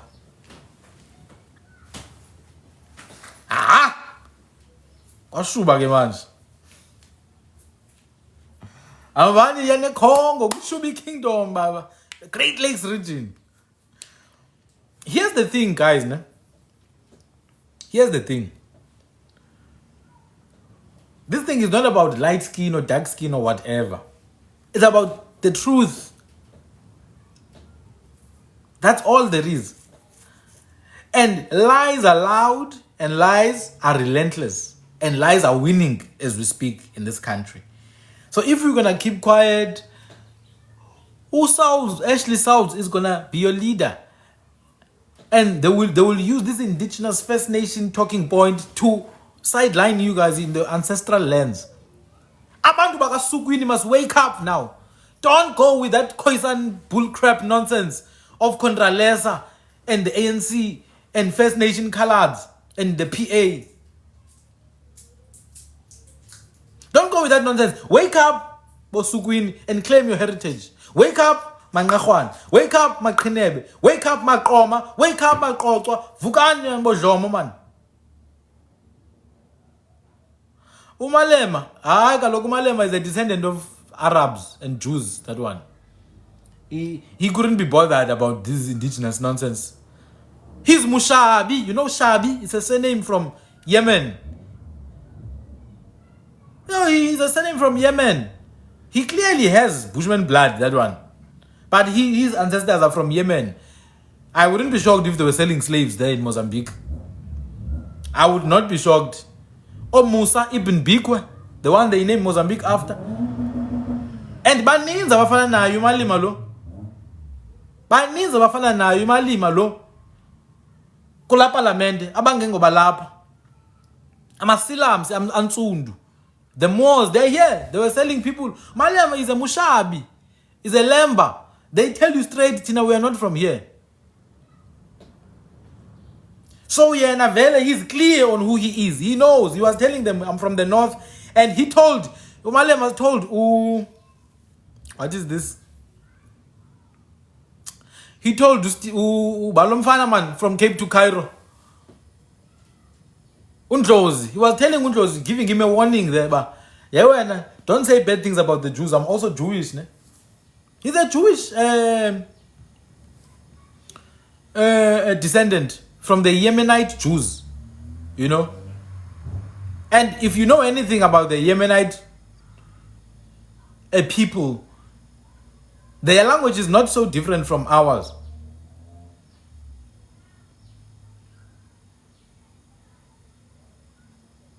If you've ever learned Hebrew, Paleo Hebrew, the Yemenite Paleo Hebrew is almost the closest thing to what we speak. Anyway, that's besides the point.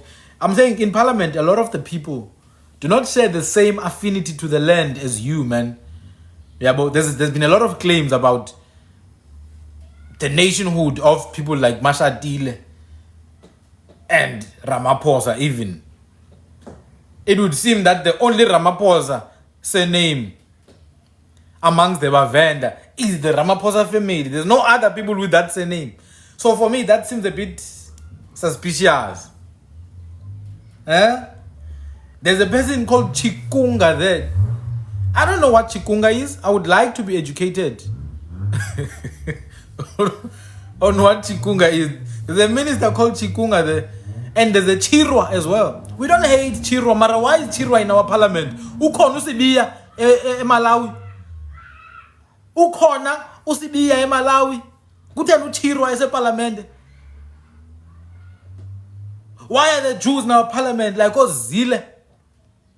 Ukhona uhlathi kulandawo, that apartheid place, Israel.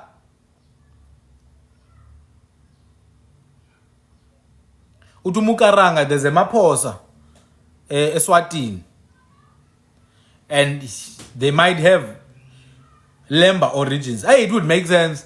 If Ramaphosa also is Mulemba, it would make sense. Like, there's just sheer nonchalance when it comes to the affairs of the people of this country from these guys. Like, they genuinely do not care. They can't even fake it. And for me, that makes me even more suspicious. That makes me even more suspicious. Mushabi, I mean, there's different ways to spell. But Moshavi. In some dialects, Moxavi. Yabo. Kibashabi, the Shabians. For those of us who have learned the history of the nations, not just of South Africa, the history of the Middle East, the history of Asia and Europe. But I don't want to deviate too much, Different histories for different crowds. Ramaphosa, guys. The story is not Sangana ring there. I have Sangana story salam to man. Aslangani impela. Okay, must put many politic. All I'm saying is that people are claiming kingships. So if you guys want to go and claim something, feel free. You're just going to pay me a fee and I'm going to make a video for you for that group you are claiming for. We might as well do that because everybody's the king these days. So about Tenjini, the kingdom, not Omvelase, the kingdom, you have Amantande, Odlomo. These are the royals, Odlomo. You've got Okeduma, Obomoy. And then you have Amangrongo, Onsundu. Yabo. If you want to claim the history of Matsecha, don't just inbox me. I will make a nice proposal for you. And I will make videos and I will give you deep information. Because they are claiming, I'm a claim, I'm a Congo, guys. I'm a Congo, I claim. Soon, they will take everything. Now go Ombiza. We chief, Yamakomani.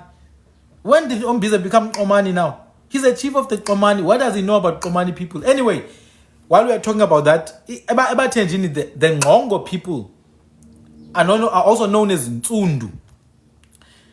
And then Abatembo also have Amakoma. Now, Ngongo and Ntundu, same people. Koma, same people. You understand? What you do then have is that Ngongo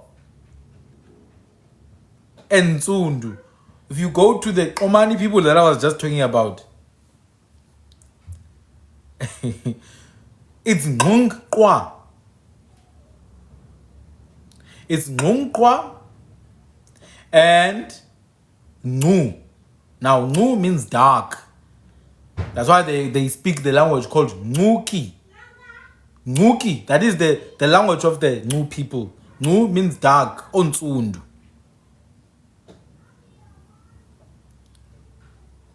Makoma, they are Komani people. Gabathwa straight. They may be Galeka if they saw allegiance to the Galeka kings. But Gabathwa Makoma, Bacho Nabo. Bacho Nabo, but I suppose home coma, or Kumkayo, or Galikubin, Omtwa, or Sito, or Kananat. They are not Galeka by birth. They may be Galeka because they were fighting for the Galeka kings, but they come from the testicles of the Omani.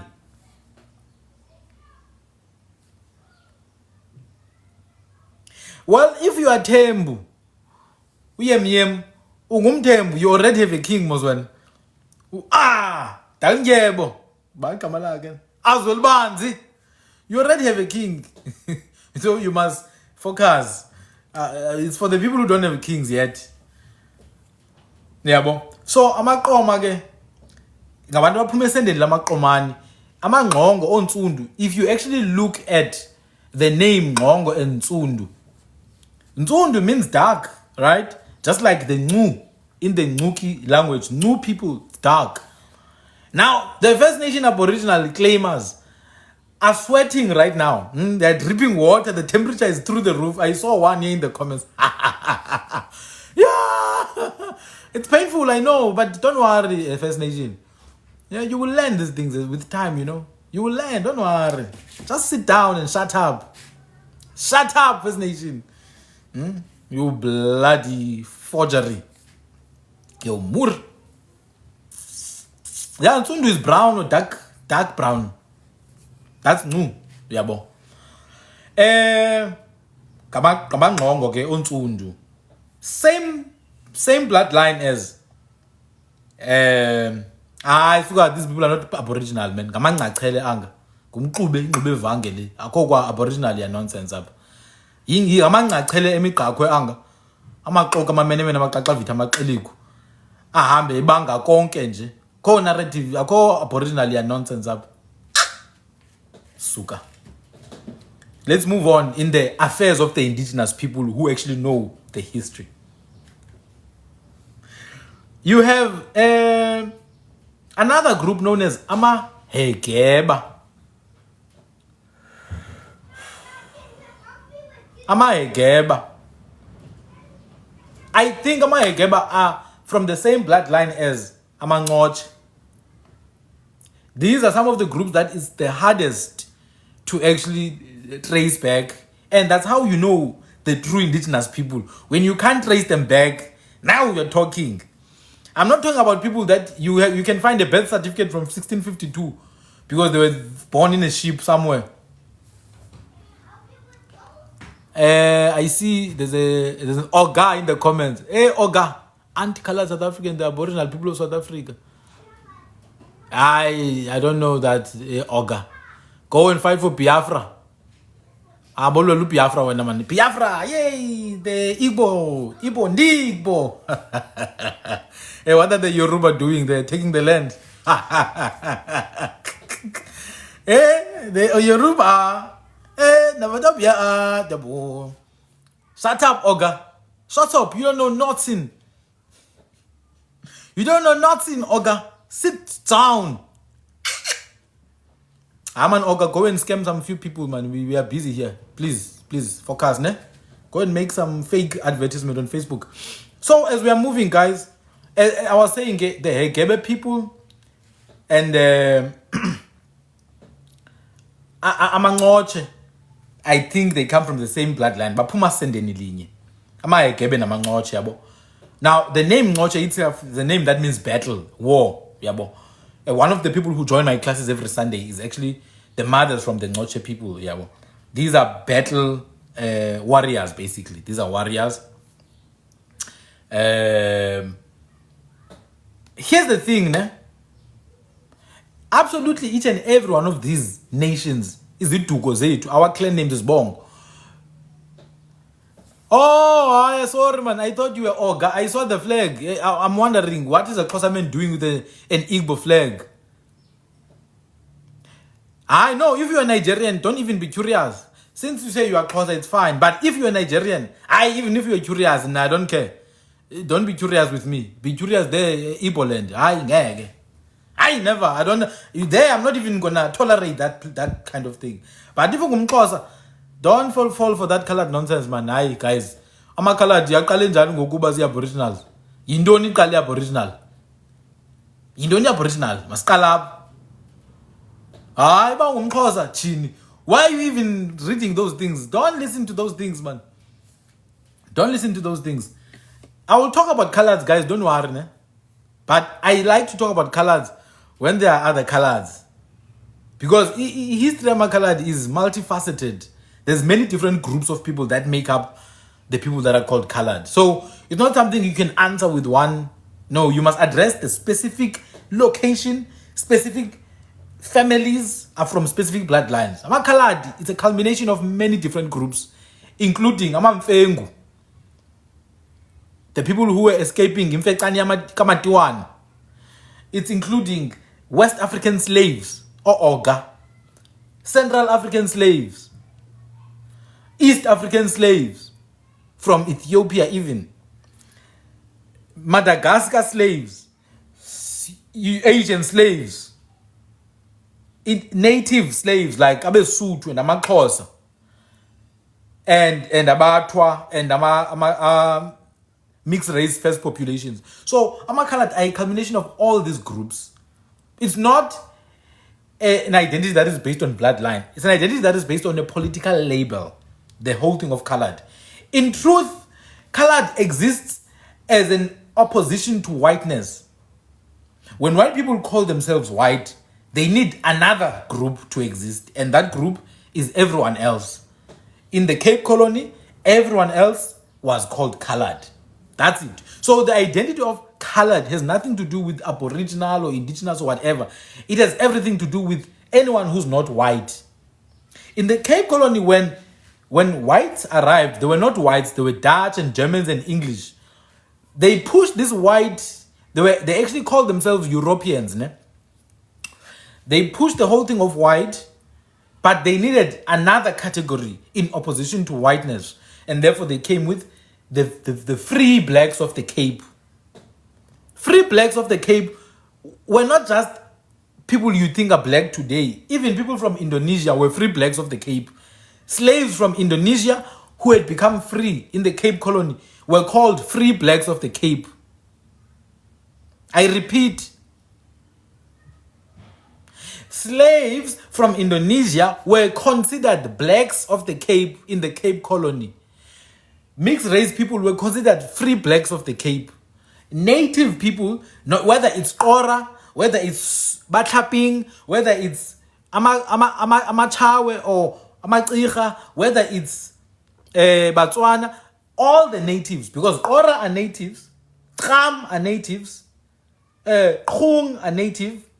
So when you talk about the natives of South Africa, now those are the nations that have been here. These are Kora, these are Chawe, these are Tsicha, these are Jwaga, these are Amantungwa, this is Amaxele, all the different groups.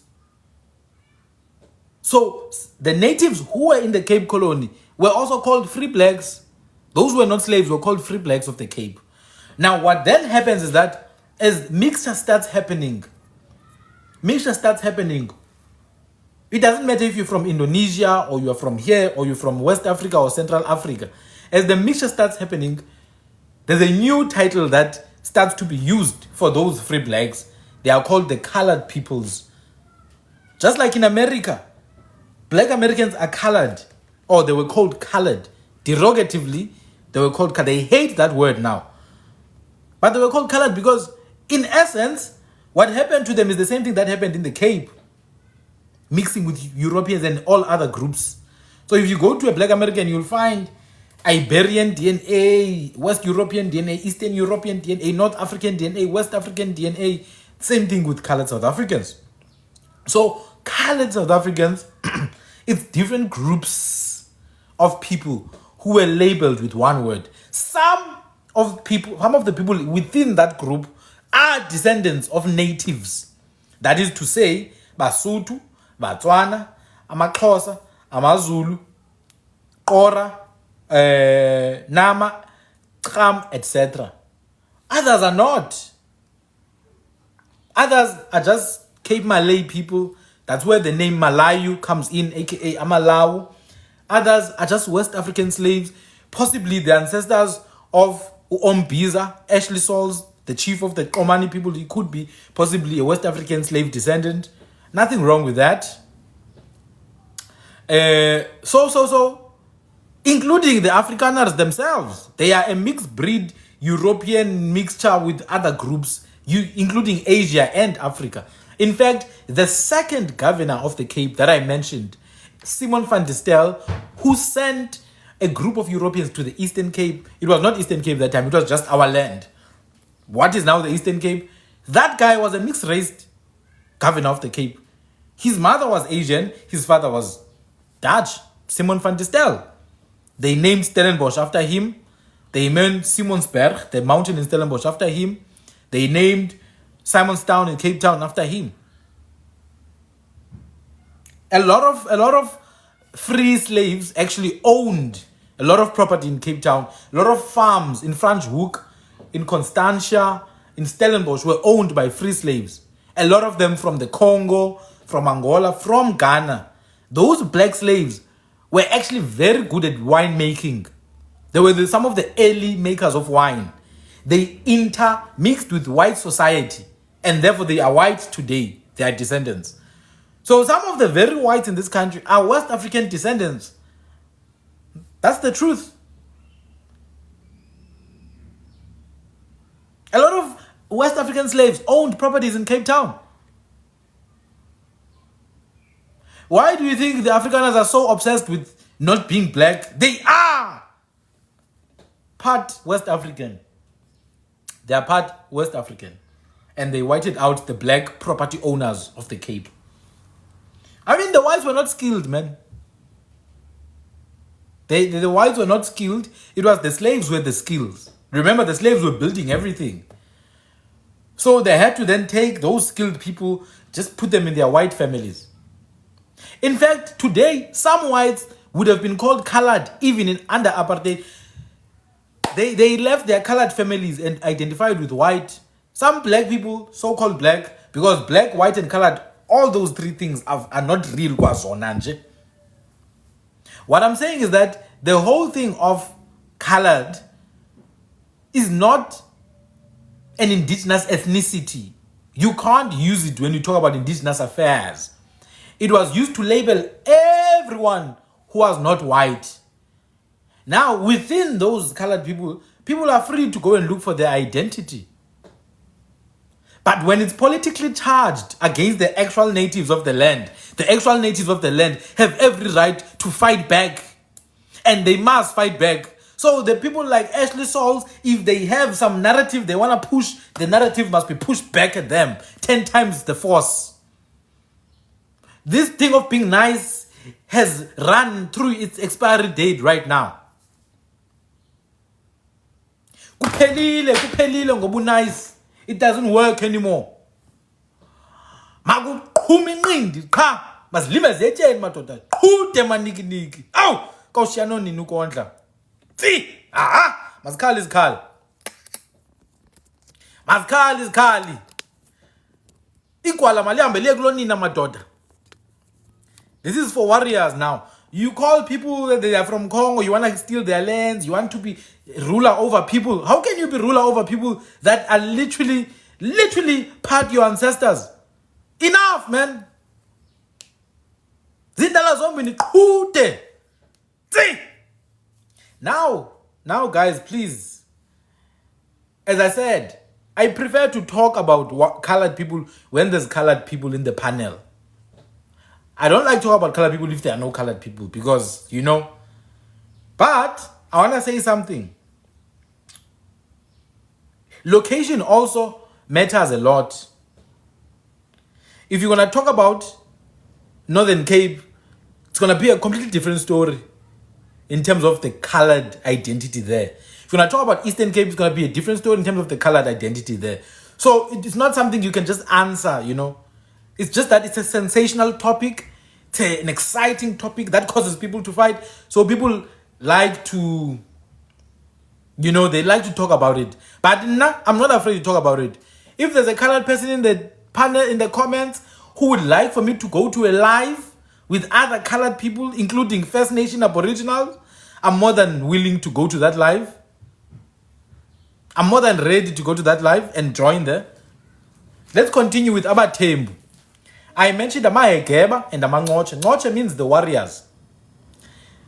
I mentioned Eduma and Pomoy, and I told you Pomoy comes from Umoy. It means a stick. I mentioned Lomo and Tande. These are the royals.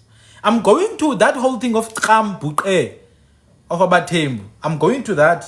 That's why I'm mentioning these clans of Abathembu, like Ngongo and Ngumkwa, Koma and Omani, Tsundu and the Ngu.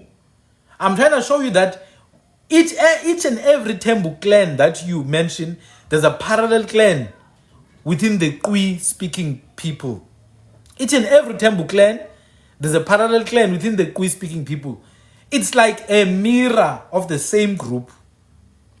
I guess that's why some of the early writers of Europe called the Thembu people the little Chinese or the black Chinese, something like that, which is dumb.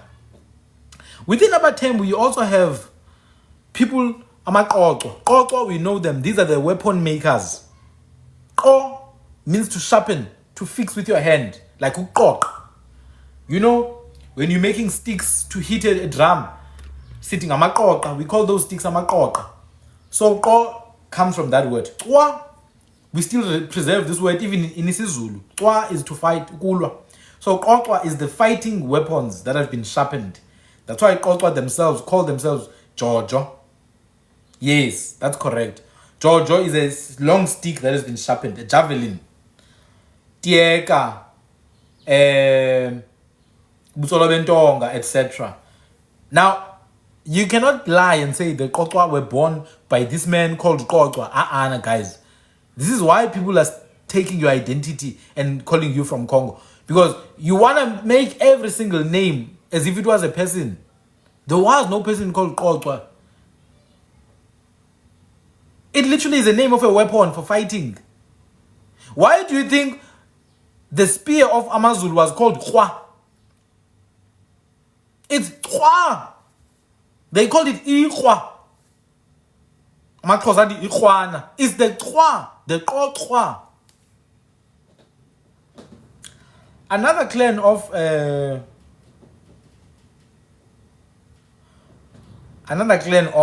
Abathembu is the Dia clan, the Bejula clan, the Khwesha clan.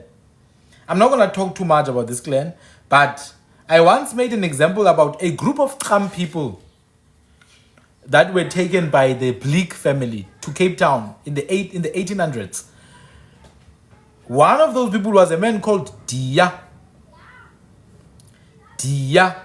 crying. No, Isikali is not crying. But, well, I mean, okay, it can relate to Ukala. But more like Ubukali, the sharpness. Ubukali. Now, Isikali is Kalisa, true. Yeah, the Bleak family, Willem Bleak and Lucy, I think, Lucy Lloyd.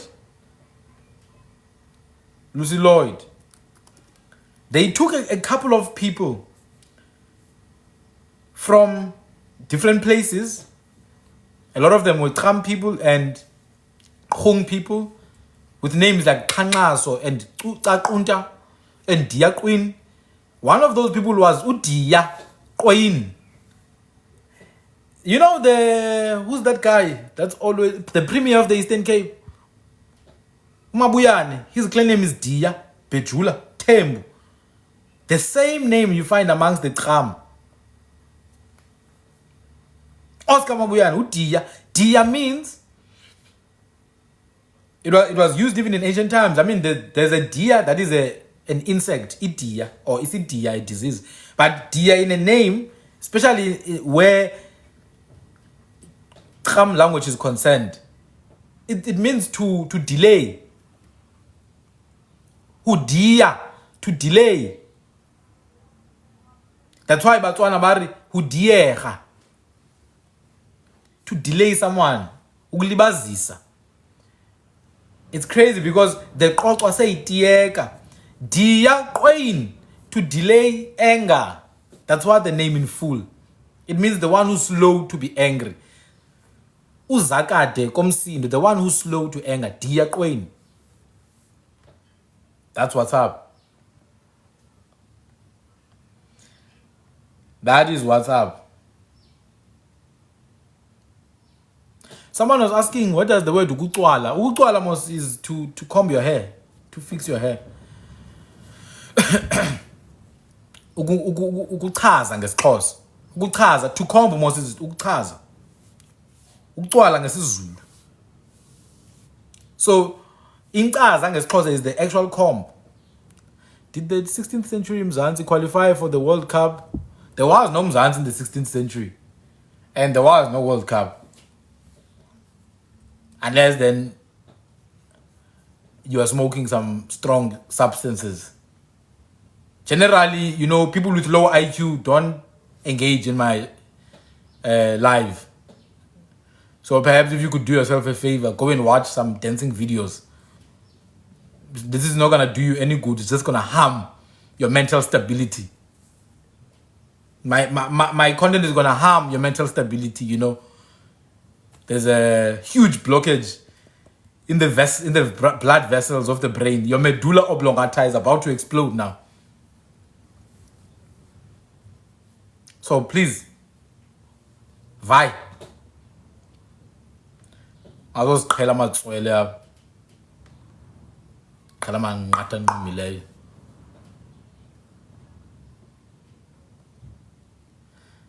If you comment again, I'm gonna block you. So maybe just shut up. I told you, stop taking drugs. Stop taking drugs. It's destroying the people of South Africa, these things.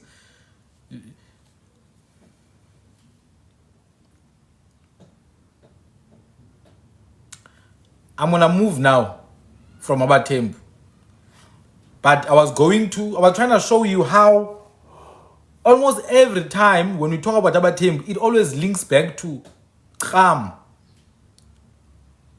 and some Khwe speaking group. It always links back to Kham or some Khwe speaking group. So I personally don't see a problem when people try to link Abatembu to the Kham people. It's like every other clan of Abatembu is linked somehow to the Kham. Yabo. But I'm not gonna then say, okay, where the thing of Khwe comes from, I'll give you now. In old books, when Abatembu were written about, they were called Tambuki people. It's the Khwe way of saying Abatembu. It's Tambuke. Khwe means people. Instead of using Aba, they just say Khwe. So Tambuke was the Khwe way of saying Abatembu. That's it. Abambo, in Khwe languages, they were called Mambo Khwe. Abambo were called Mambo Khwe.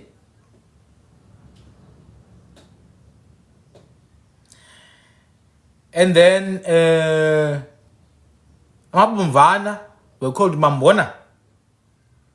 So these are just different notations. There are different ways to actually say Abatembu. So in Khwe, it's Tambuke. And that's where that Tambuke thing comes from.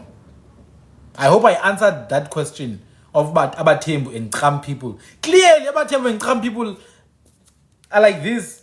Because if you look at Nelson Mandela and any other Tembu person who have done publicly their DNA sequencing, there's always some Kham ancestry there. So, yeah. Now, within Abatembu, there's a group known as Amantlochana, the people of Ngeno, Ongcemhlobo, Gwadela. Obviously, they had their own chieftaincy, not kingdom, but chieftaincy. So, there is no clan that did not have a chieftaincy, guys. That's the whole thing. Each and every clan will have a chieftaincy. That is to say, isibongo ngasinye kumele sibe nenhloko, inkosi. But then all of them combined, they will be ruled by Ukhagoba, Gauchob. That's why they call uyinza. Uso Gagoba. Omaya, Amakriti, they are also part of Abathembu. Odala, Imigano, Ozwecha, also Machichilili. You have Otonyane, Bakone Batenjini. Hey, Amandlane, Otutuse, you have them Batenjini. You have Amangabe, Obeda. Maybe my grandfather, maybe this woman who welcomed my mom was Mabeda, yes? I think she was Ngabe. The Ngabe people. And you also have other independent groups like Amakwati.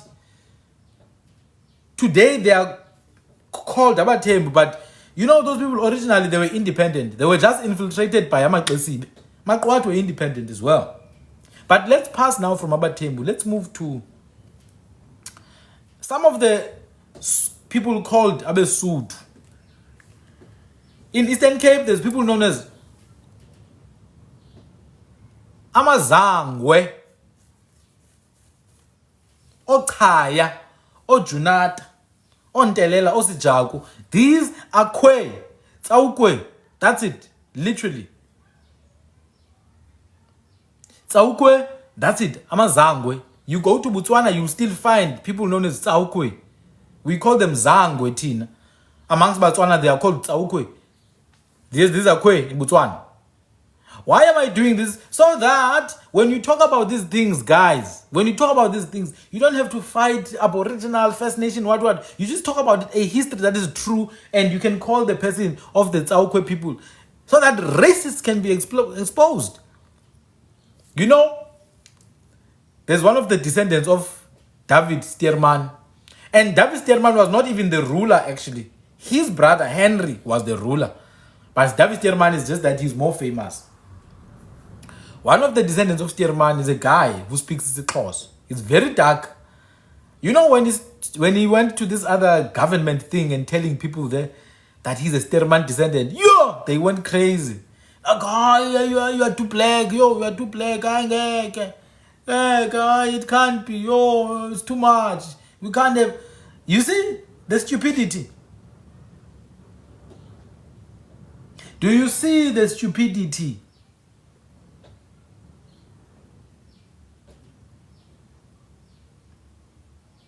So Amazangwa, they are Tsaukwe. They are considered as Sotho groups. You have Amangosini, they are considered Sotho, but actually they are Kora, Osin Ace, Titiba.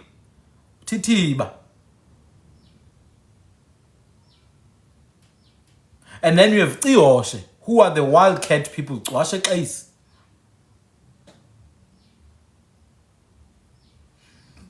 You have Amanchilibe.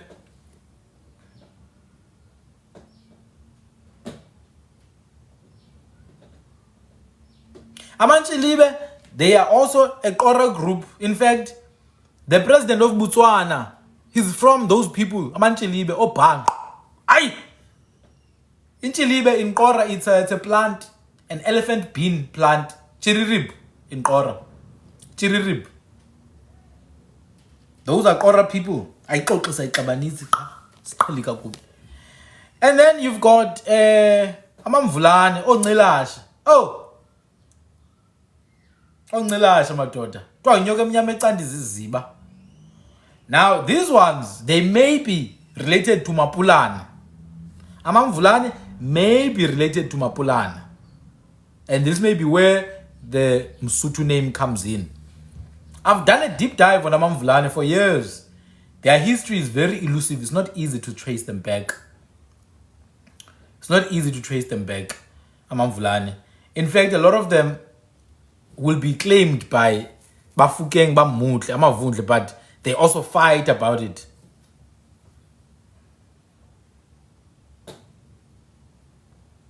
Aye, guys. Aye. So Amamvulane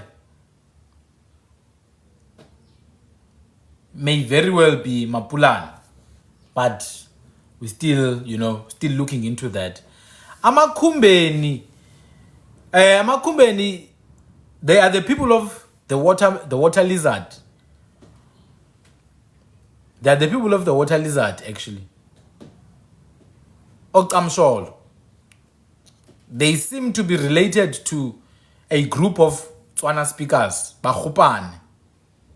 Amakumbeni. They seem to be related to a group of Tswana speakers. So yes. Also, they seem to share the same totem. The water lizard. Bafukeng bamutla or amavundle. They also share same totem. Ifuku. Umvundla. Inansi fuku ya bafukweni.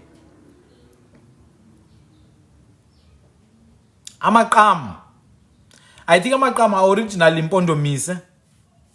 The name Qam means twin. It means twin or ntanga, like same age. I think they're originally Mpondomise, amaqam. Mpondomise originally. I don't know how they became amapal. But they are Mpondomise original. But I was still going through the groups that are under Basotho. Even Amamfene, my people, when they are called Basotho, it's not really to say you're from the Basotho bloodline, but the area that has Basotho. Ncoche, sendlulile kwamancoche. Sendlulile, I actually dealt quite deeply in Mancoche. So you've got Amamfene, you've got Amamvulane, you've got Amangosini, Amanchiliba, Amavundle, Amazangwe. Now, kukhona amazangwa. Kukhona amazangwa, which you find emampondweni. But let's go to Amampondomise. I've done Khwe. I've done Amabathembu. I've done the Sotho group. Omaduna, Gubevu. Oh my God. Let's do Amampondomise. Here's the thing. The ruling clan Amampondomise, they are known as Qengeba. Qengeba already is a Ganga word. Guys, there's a group of people known as Ganga people. And people of the Eastern Cape don't know about these people. Ganga. That is the most influential group of cave-dwelling people in the Eastern Cape, the Ganga. You find them in Mpondomise, you find them in Mampondweni, you find them in the Drakensberg area. And you find them in Kubathembu, the Ganga. Their chief, one of their chiefs was called Nabayo. One of their chiefs was called Nabayo, a leader of Ganga. Guys, relax. I will do the cleanse. Agree, I'm going group by group. So, Amampondomise, you've got Majola, Jolinkomo, Qengeba, Mthwakazi, Phahlo, Phankomo, Mbanjeni, Mzulwana Wenkwakwa. Now, Majola is a snake that is also called Inkwakwa. It's the brown dune snake, I think so. I just forgot the name now. Let me look at the English name. Let me look at the English name of Majola. But the Majola people, their totem is the snake. It's a non-venomous snake, actually. It doesn't kill people. It doesn't kill people.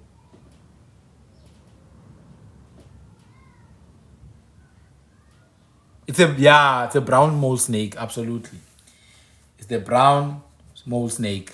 So Majola, they are, that's their totem. Oh, they are the royals, those ones. Emampondomise. In fact, Fikile Mbalula comes from those people. He comes from those people. They call themselves Qengeba. Qengeba is a Ganga word, which means good Lord. Good Lord.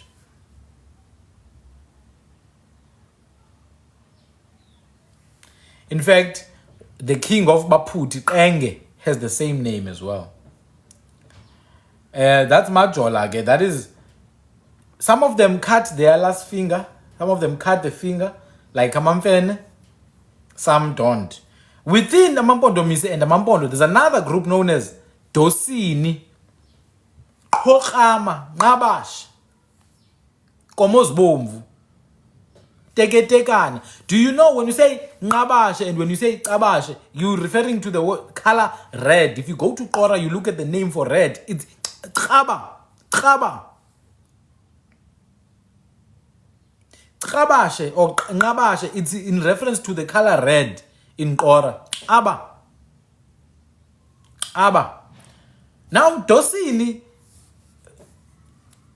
if you go to the Qora nation, you will find them that there's a nation called Dosini there. Dausin place.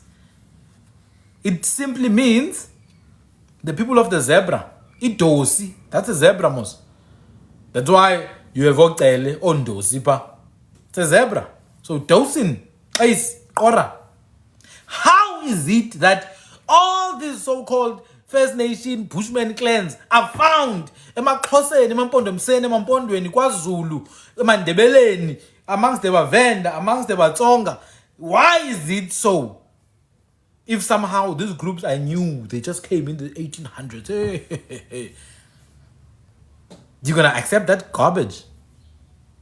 I'm literally showing you Unqabashe, Dosini, Hochama, within Amampondomise. It is the exact same clan you find within the Qora, Dosin, Kais, people of the zebra. What else do you want?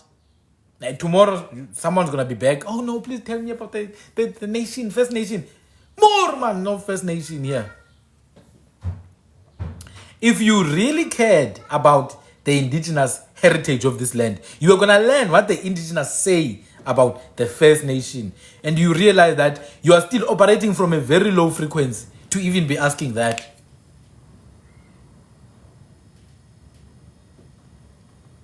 Then there's another group amongst Amapondomise, the Ngwevu people. If you go to Khwe, the word Khwebu means literally blue, grey blue. Ngwevu is greyish, bluish, grey hair. These people were involved in the battle of the Chawe and the Tsicha and the Jwaga and the Kwemte.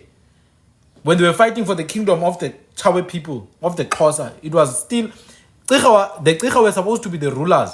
So when they were fighting for this battle, for this kingdom, it was actually the Ngwevu who won. It was the Ngwevu who helped the Chawe win the kingdom. At that time, they were coming out of a group known as Imihaga. Within Amampondomise, Imihaga is the group from which the Khudulu came. The Jwaga line went and joined with Amabele. The Kunta, they went and joined with Kunta, with Mafu. But then there was also still like Tiosoga, his ancestor Ujotela. He was a Jwaga there. He was a Jwaga, they were still there in the Eastern Cape. Ujotela, he was killed by Uhinza in the battle with Uhinza when Ngqika took the wife of Ndlambe. Hinza joined the battle. They killed Jotela in that battle in 1818. Eqonce emalinde phansi kwentaba zamathole ethafeni laseDebe.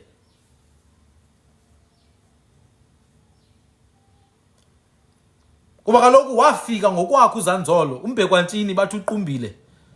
Isibe sikhethwa kwezinye izibi, ugangathi ilizwe libe ngumgangatho. So the Jwaga were still there. They were still very influential actually. Tiosoga himself, who was born in 1829. Tiosoga was born in 1829. He was a direct descendant of the Jwaga through Jotela.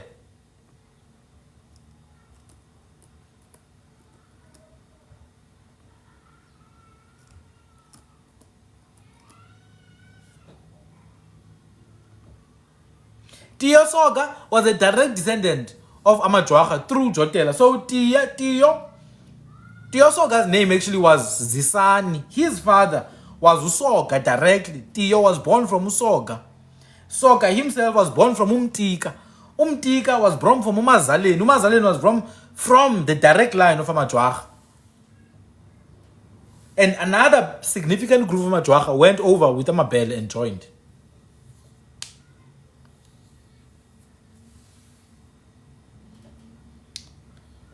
Amongst Amampondomise, then you have the Ngwevu, the Khudulu.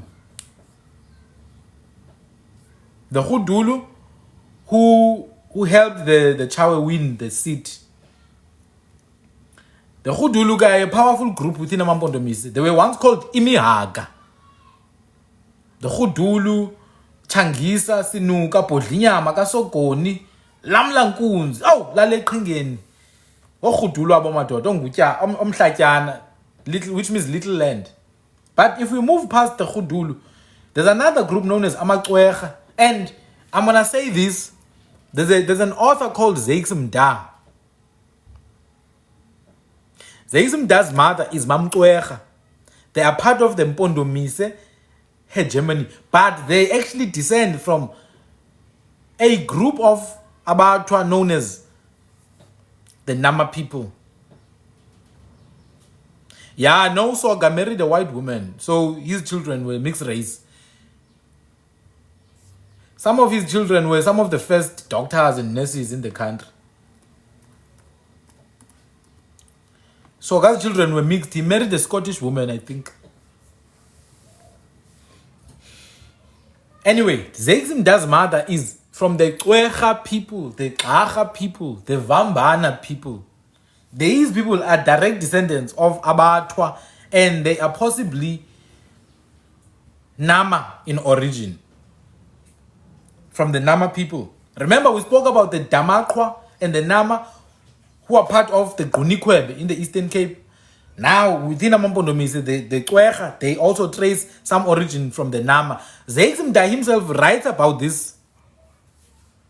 He writes about this. Khwe must means big shoulders.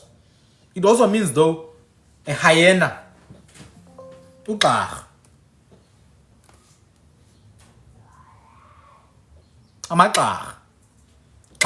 It's the shoulders. Many shoulders, big shoulders, something like that. So ngamaxwerha ke ango. Uyafumana Mampondomiseni. So why am I not getting to the ones who come from West Africa, guys? What's happening? What am I doing wrong? Help me. Why am I not getting to the West African clans? All of these clans, somehow they don't fit the West African narrative. But here was West Africa. I'm waiting. I've been looking, man, the whole day today. 5 hours, I'm not seeing the West African descendants. Where are they? Oh, damn. They were in Cape Town.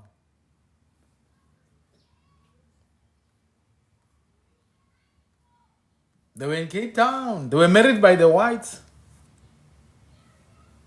You know, Zwarte Maria, the West African slave descendant who owned Kemps Bay, and Constantia, married into whites. The West African descendants who were in Paarl, most of them colored ancestors for that matter. Why am I not finding some West African link there in the Eastern Cape and in KZN? Where are the West African? West African, Pina, Pi Adam. Yeah?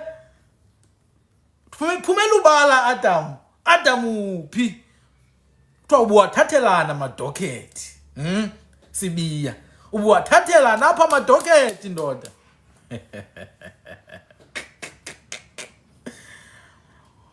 Ungayiqhwayi ilele yawuvuka iqwenge mfanami.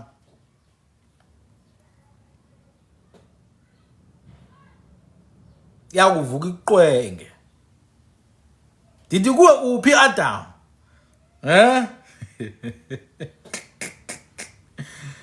Amakhudulu ke.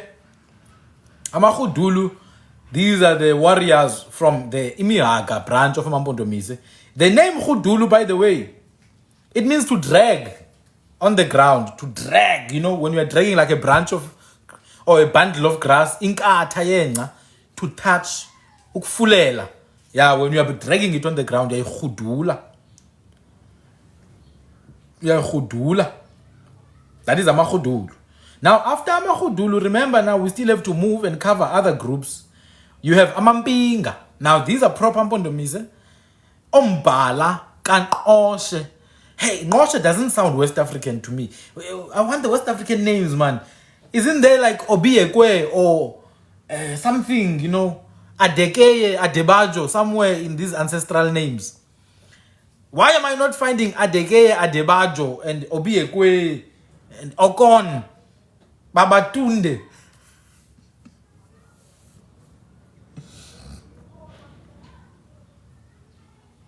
Why am I not finding? All I'm finding is Esibe, Kuma, Mtwakazi, I'm finding, nice sounding names like Ongoshe, like for example, Amampinga, Mbala Kanoshe, Senzwa, Tatane, Mawawa,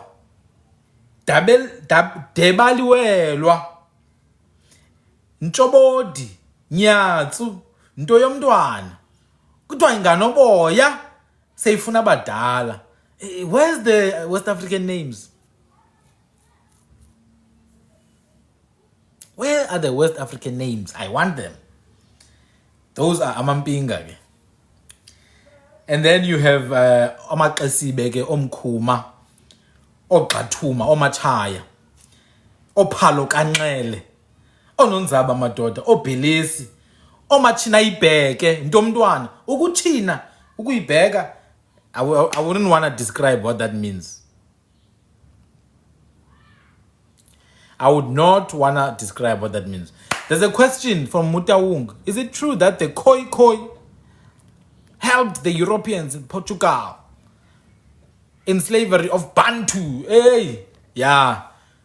Help my people. Help fix what's wrong with that. Those words, just something's wrong there. Khwe and Bantu. Those things are not real, my people. Who calls themselves Bantu? I've never met anyone. Hey, I'm Bantu. Let's not make sure. There's another group of Amakasibe within Amampondomse. Ukuchina kaloku, guys. I can't say that. Yeah. It's adult activities. Kasibe, Kuma, Mkanu, Mayaba, D Wohlanga. There is no Khwe and there is no Bantu, guys. Ayikho lonto into ezingekhoyezo. And then also within Amampondomise, you still have a lot of Khinebe people. Someone is asking, Untu, is it not a name of an ancestor? Come on, guys. That's a personal name. Ubantu Holomisa, that's a personal name. There is no group of people called Bantu. Bantu and Bantu, two different things. Bantu and Bantu, two different things. In the language of Holomisa, there's no word called Bantu, it's Bantu. Bantu, Holomisa. Bantu bonke biko. It's not Bantu, some weird invention of Europeans. You've got Amakasibe Omtwa Ononzaba. Guys, I've already mentioned Lau is a thing that is used for mixed race people. Lau is an exonym that is used for mixed race people. Mixed race people. Because some of the slaves in the Cape Colony were taken from the Melayu River or the Malawi River, which is what you call Malaysia today. It's a river in Asia where the Malayu people were taken. It's what you call Malawi. They also know it. It's not just me saying it. They say it as well. Kimalawi. So those who had some mixed race heritage, because they look like they're from the Malay, they're called Malawi. Now, Isilawu. No. Back oka. In fact, Isilawu is not even, that thing is called Ubulawu. Ilawu and Lawu, two different things. Actually, you know what? Let me not even waste time on this. There's another group, Amaqunu, Ongalani. I've already mentioned the Kunukwa. They are there, Mampondomise. Why are there Kunukwa people amongst the Mpondomise? Why am I not seeing Oga and Adeyeke? Why am I not seeing something Congo-ish? Amaqubani. I will check. And then Mampondomise, you have Amakadi, Namangwina. You have Ompango Motosini. These are Pondomise. You have Ongasana, who are actually, we know they are Khwe. You have Amakaga, Ogokashe, Ondongani. You have Amanana. Oh! Amanqana amadoda ongqwala kaNgqukazi. These names don't sound West African. They don't sound Cameroonish, man. I need something. I need Bamba Bembe or Dokonko. Something, but I'm not seeing. All I'm seeing here is Ngokazi and Ngabane and Nina and Khibela. All I'm seeing is Ngabane and Yokazi. You know, like proper indigenous Southern African names. Well, there's not even like a Chidimanyana, just a Chidima-ish name. That should tell you. And they are saying Mambo Domise come from Central Africa, but all the names of Mambo Domise from the earliest ancestors, all the names are literally Khwe words. Is Mpondo and Mpondo Domise different groups? Sorry for my spelling. You need to be careful now when you are dealing with Mpondo and Mpondo Domise, because nowadays there's too much mythology in their history. Especially with this Mbo obsession. They are Abambo, you know, so they come from Mbo and Bamba. Those are the same people, I'm going to be honest with you.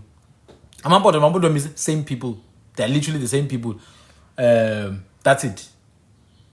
You can research and people will say, oh no, they are twins. Nah, it's the same group of people occupying different places. And talk. Let's go to Amampondo. Amampondo guys are actually very old people, ne? There were some of the earliest mixed groups in Southern Africa. In the 1400s, Amampondo had already started mixing. In the 14 and 1500s, they already had mixed race people amongst them, called Abelungu.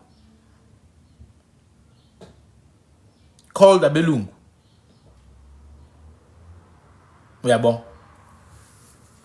Amampondo, you've got their royal clan, Onyawus. Unguni. Guni did not give birth to Mpondo and Pondomise. That's complete hogwash. See, those things are for grade 1 children, man. It's nonsense. It's lies, man, guys. Come on, I just told you within Mpondomise, you've got Nama, you've got Gwahu people who are actually Khwe, you've got Ngasane people who are actually Khwe. You wanna tell me the father of Mpondo and Pondomise gave birth to Ama Gwahu, Ama Ngabe, Ama Ngukwe, Ama Khwe? You think they gave birth to all those people? No! These are literally different independent clans who came together under the leadership of Omajola. Same thing, Amampondweni. You've got many different independent groups who come together under the leadership of Amanyawuza. Same thing, Amakosen. You've got different independent groups who come together under the leadership of Amachawe. KwaZulu is the same thing. Different independent groups, they are under the leadership of Omageba. Kodla means same thing. Different independent groups under the leadership of Amazizi. There is not even one group that come on, this is not like it's the way people are telling history says if these are siblings now. It's just a bunch of siblings. No, these are nations, guys. These are political structures. It's not a bunch of siblings who are playing house here. It's nations. It's nations. These people came together for military protection. They are not siblings who are playing house because they come from the same father. No!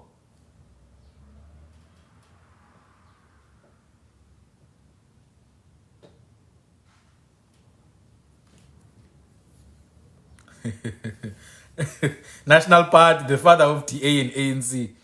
And then the ANC gave birth to COPE, EFF, and all the other failed ones. Let's go to Amampondo. Within Amampondo then, remember I mentioned the Zangwe people, the Tsaukwe in Botswana. Abatwabo straight. Amampondo when you have Amanyawuza, Otahla, Utahla ngokandayeni. In fact, I've got about 400 years, 300 years worth of history of Amampondo. From Usiwula, Abatwa, Osantsabe, Oginqa, Okhwalo, Ongangule. Within Amampondo, you've got groups like Amakhasi. They are a big clan amongst Amampondo. You've got Amantusi, big clan amongst Amampondo. You've got Amakhonjwane, big clan amongst Amampondo. You've got Amaqadi as well. You've got Amachomane. They actually mixed with Europeans in the 1500s, these ones. You've got Amasukude, Amantlane, amakhwalo, amangcangule, qwane within amampondo. You've got amafaku nowadays. It's many different groups, man. Like, it's tiring. It's tiring. Anyway, let's go to the different clans of Amampondo. All I'm trying to show you here is that no matter how much we can dive deep, you will not find anything that connects South African people with anything outside of South Africa, except the people who left South Africa and went to those places. We can try and claim Congo, whatever, but there's no evidence of those claims. It's just claims, empty claims. Amakheneba have already mentioned that. You find a lot of them Emampondo as well. Ngabathwa. So Emampondo, when you have Onyawuza ke ngothahla abo, uthahla ngokandayeni, ngodakhile abo, ngontwanantle, ofako, ongqungqushe, oziqelekazi.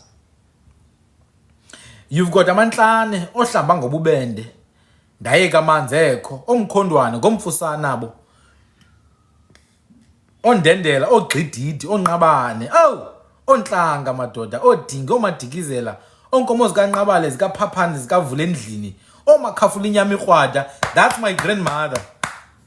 Komo zikanqabale, zikaphuphune, makhafula inyama ikrwada, ntlanga, nqabane, ngamantlanango. That's my grandmother. She looked like Somizi's mother, by the way. She looked like this. That was my grandmother. And then Onyawuza, that's my great grandmother, Mampondweni.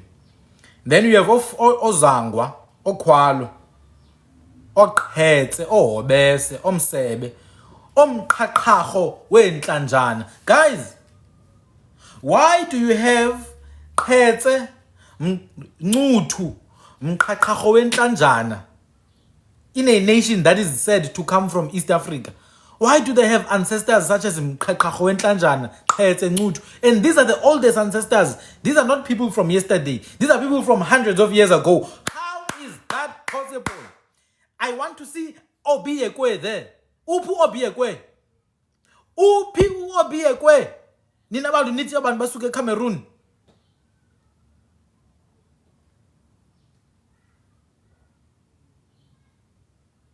Anuskaya.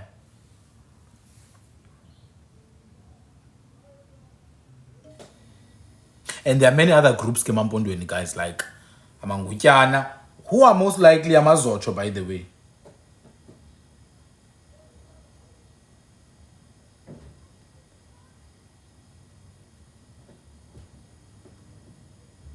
Who are most likely Amazocho.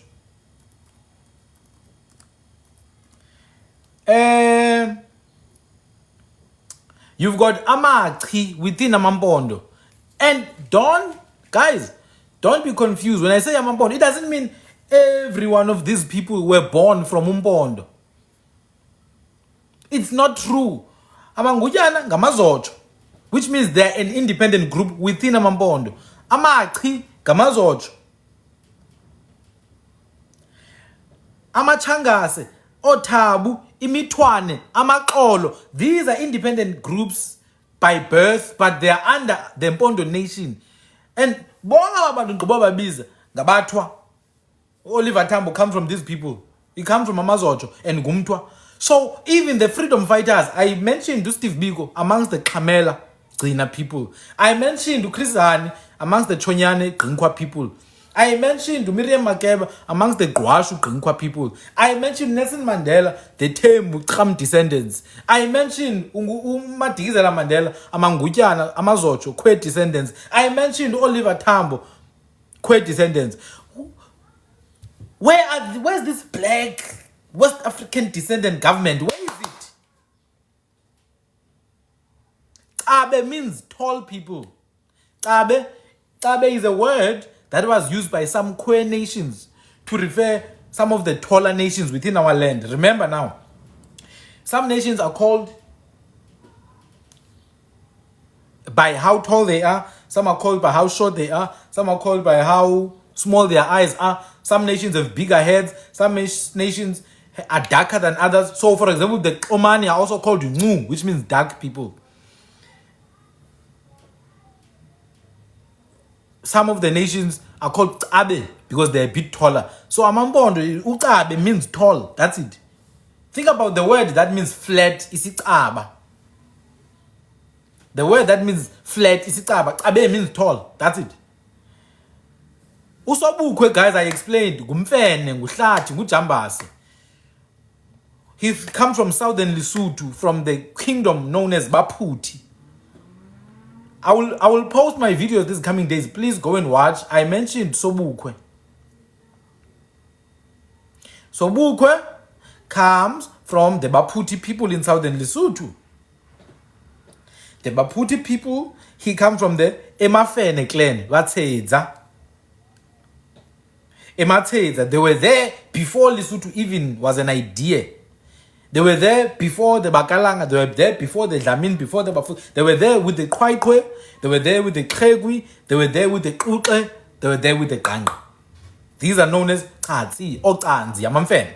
That is the ancestors of Sobukwe. When they came to the Cape Colony, it was when Litsiye of Bakwena worked with the British to murder Murosi. To murder Murosi. So, Usobukwe, straight up, Gumfen. That's it. If you want to look at his nationality, then he would be Umputi in essence. That is Sobukwe. Gumfene, Kuhlati, Gumputi, Mutfu wekutheuka ngebulembu thabeni, Mutfu wekuncola ngemhluti mati yansakona, Mutfu wakamayikana wakavibhisa, wakahwala emgodleni, wakageqa amatshe. That is the people of Sobukwe.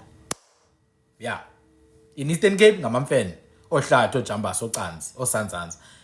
In places like Free State, kiba tweneng bakhiba, Khamadi ya phofolo, Muthu wa Mutshwe.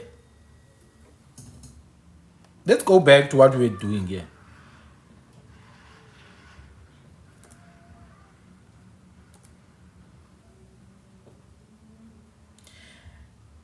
And then you have another group known as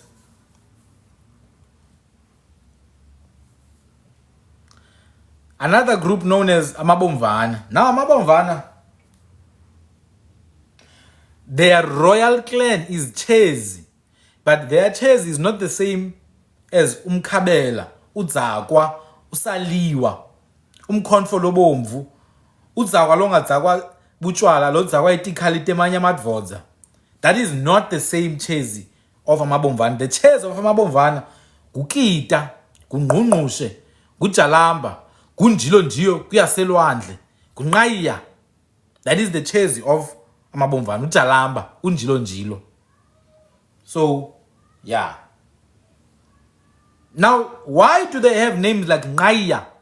Nqayiya does not exist in Congo. Nqayiya does not exist in Mozambique. Nqayiya does not exist in Tanganyika. Nqayiya does not exist in West Africa. Nqayiya exists in the Kham languages. It means the offspring. Inzala. When you say Nqayiya, you are literally saying family. You're saying Uzalo. That's what you're saying. Nqayiya. And this is one of the royals of Amabomvana.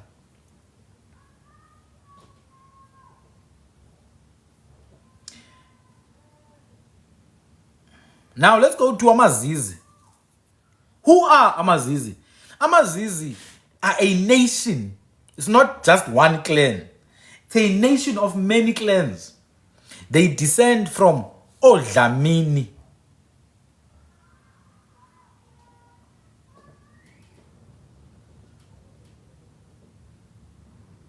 They descend from Dlamini through Usongololo kaDlamini, the oldest one known to this day, who then gave back to Umzizi, who then gave back to Unwabe, then Mia. Now, the word Zizi means roots, like tsitsi, or tree, or murir, like hair. You see how hair looks like roots? Yeah. Or tsitsi, like hair or roots. Impande, basically. The word Zizi means mbande, ingcambu. They descend from that line of Mia, of Goqolo, of Dlangati, and through the second Dlamini, through Jama, through Jadu, and through the different houses of Dlamini, houses like Olamieni, Ojama, Oskalo Tenya. Now I'm gonna do the different claim names of Amazizi, but let's start with Amazizi as Elisuthu. Elisuthu, you have Odlamini Bakwalanga. Langa, Habela Gitokupa Lipiswa. Sigebatfu, Bagamlabo Logawelwa itiko janetotsi kuba hito leti baba getulu. Yithi labo bawela gewomo, qedza bayidla le abawelisa, qedza bayilela. Yithi laba welela gesadlulubeni. That is Amazizi in Lesotho. You have another Amazizi in Lesotho known as Kakeni. Bona bathi sike batfu bakamteketeke, bakamtikitiki, bakamlagalati. Asitalwa kufati, sithewukiye ngelitulwini, satoko tsidzitsinini elphasini. Yithi labadla mukhupha uchisa.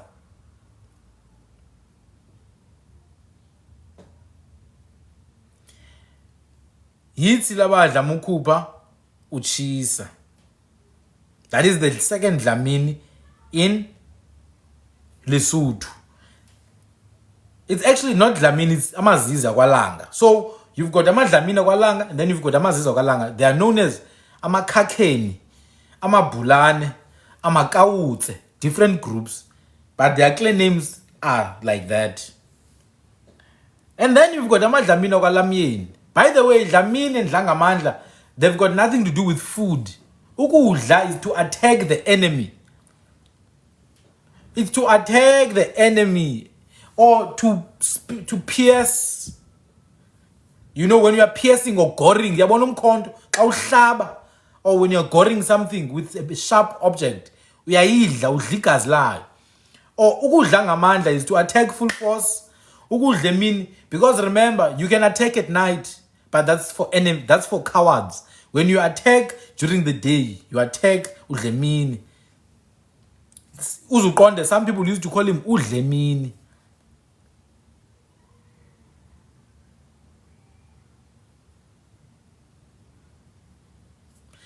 Someone was saying I must repeat. No, the Dlamini of Lesotho, this is how they do their clan names. Sigebatfu bomlabo logawelwa. Lowelwa itiko janetodzi. Kuba tona tibhapa getulu. Which means singabantu bomlambo ngawelwayo ithukela. Ngoba uwelwa zinkonjane kuphela, swallows, ngoba zona zibhapa ezulwini. So we belong to the big river that nobody dares to cross. Only the swallows of the skies will cross because they fly in the sky. Sike bathu bomlambo logatawelwa. Lowelwa itiko janetodzi kuba tona tibhapa getulu. Tona dibapa getulu. Hey, Yoko, I'm not trying to debate with you, man. If you want to debate, go and host your live. I'm not trying to debate with you. Chill. It's not about you now. We're talking about history here. Sike bathu bomlabo logatawela wala itiko janetodzi kuba hito le dibapa getulu. Yithi labawela gewomo. Qedza bayidla le abawelisa. Qedza bayilela. Sawalela gesadlulubeni. Which means we are the ones who cross the river on the back of cows. After that, we ate those cows that helped us to cross. After that, we cried for those cows. But we crossed over to the Sandlulube mountain.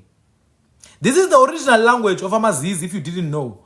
Ematiti, ibathu lebanze bathefula bekhafula anse bakhuluma. Ibathu lebanze bethefula betekedza anse bakhuluma. Bebe ngatakhuluma isigoni lesi sizundwako salamhlanje. Thukela is the biggest river in KZN. It's literally the most biggest river. And the name tells you, umlambo owothusayo, Ithukela, the most stunning river. It's literally the biggest river in the whole of KZN.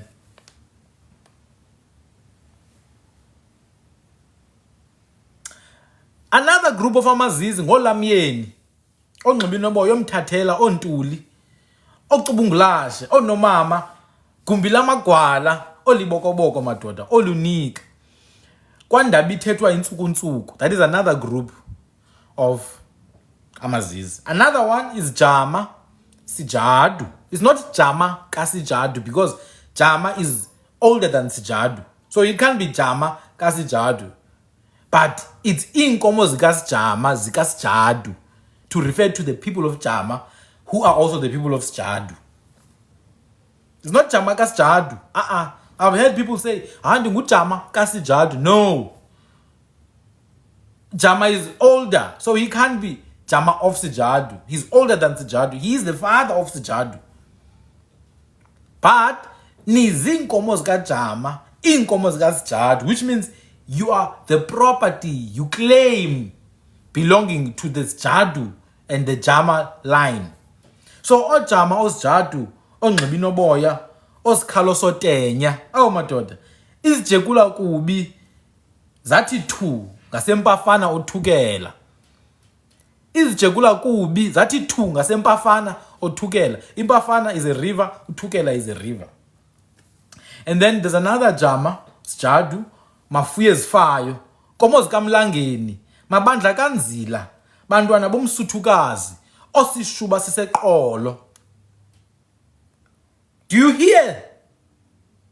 They're saying mabandla kaMlangeni.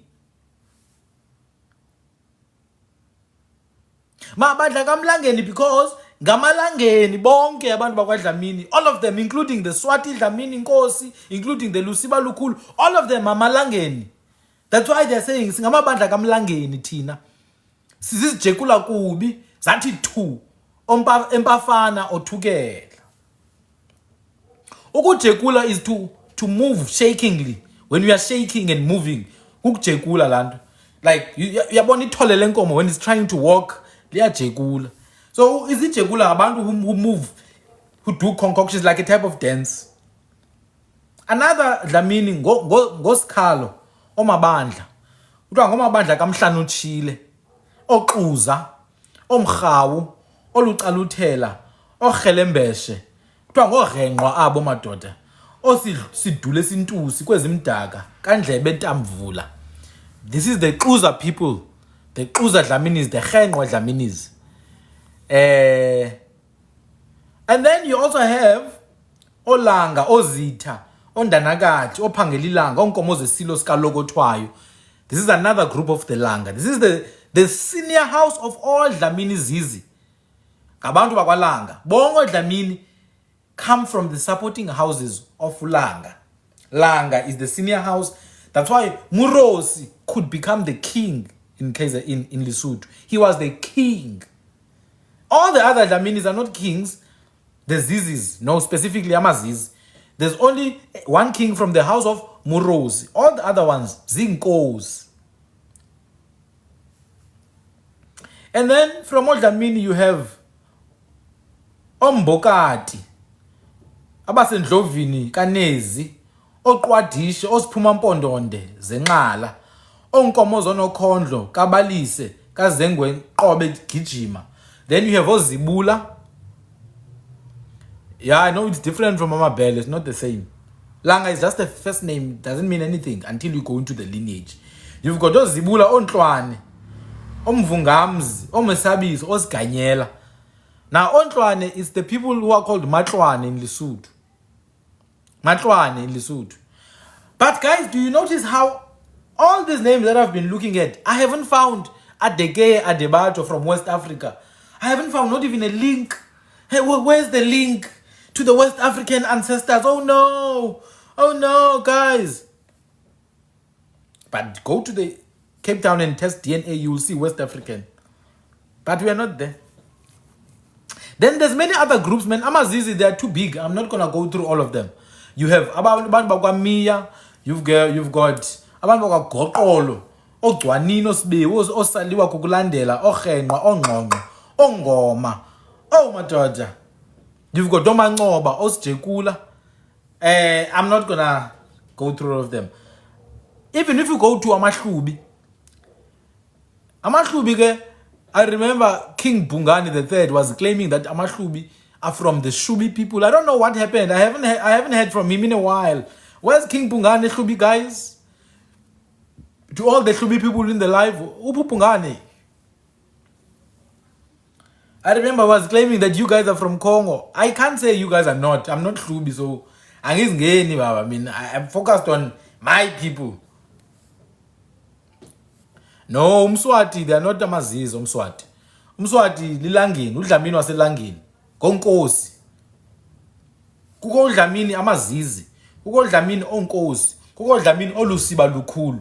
But all three of them are all amalangeni. Uphi uKing Bungane III namashubi wakhe yaseCongo from the Embo Mountains. I don't see anything about Shubi here. I'm looking, all I see is Bungane, Mbutho yakuthabizolo, Mavovokazi akontshiza. Andiboni Shubi. I see ekunene ngomabandla, omatolotolo, ogobisa umlandakazi, osothithibala, ogobingwe madoda nengonyama. Omagade bamahle, andlebe enhle zombini, uphi uShubi.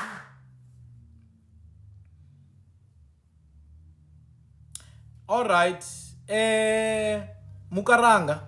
Thank you, my brother. Thank you. Mukaranga is asking something important. Why they call the king Shubilo Mushe? And they should say Shubilo Mushe, because they are from, agree they are from Congo. They must say Shubilo Mushe. Kushubile mashubin. Mukaranga, the truth is that, man, I'm going to be very honest with you. The name Shubi, first and foremost, is a first name. It's a name that was used by different groups of people. It's not only used by Amahlubi. In fact, Amahlubi got the name through a woman called Labo Shubi, who was from Amabele. Amahlubi were never called Amahlubi. They didn't even have that name. Kamangelengela babam, Pembe. They never were called Amahlubi until there was a woman called Labo Hlubi who comes from Amabele herself. Her father was Hlubi, and therefore she was given the name Labo Hlubi. So Hlubi has nothing to do with Amahlubi themselves. Bona yimipembe kamangelengele bona. So Umswati xa kusithiwa kweHlubi lomuhle, it doesn't connect him to Amahlubi, that thing. I've seen people trying to justify, oh no, they were connected. No, man. Amahlubi have nothing to do with Amaswati. Just like Amahlubi have nothing to do with Amazizi. These are different nations. Amazizi themselves claim, the ones who are in Lesotho, say they left KZN because of Amahlubi. The Amahlubi were busy ruling them, doing bad things. They were not one nation, that some romantic Disneyland fantasy that were living together. That is false. Amahlubi ngamangelengele, imipembe, iphele lapho.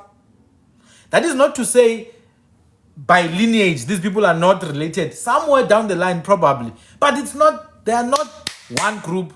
And there's also an attempt to link Amahlubi na Mandebele. Do you know why? It's because of the whole Umsi, Nonkungu, Nomhlanga. Come on, guys. We all claimed sisuke emhlangeni. Why ngoku kufuneka kankani Amahlubi ngaMandebele? They are not the same people. Amandebele are completely different and independent. Unless sithi ngokwegazi, are we all related? Yes, we are related. Because guys, sisuka bokoko some 5,000 years ago. But that's 5,000 years ago. Nobody was there. Nobody knows that.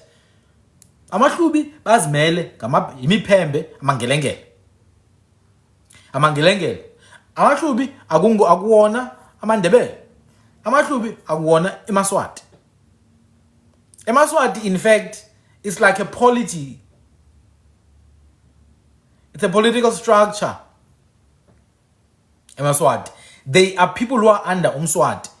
Umswati yena ngudlamini wakwankosi, ngamadlamini abantu bas Omswati ngamadlamini. They are dlamini, those ones. They have nothing to do with Hlubi. Do you guys understand? Umswati has nothing to do with Hlubi. Ulidlamini lakwankosi.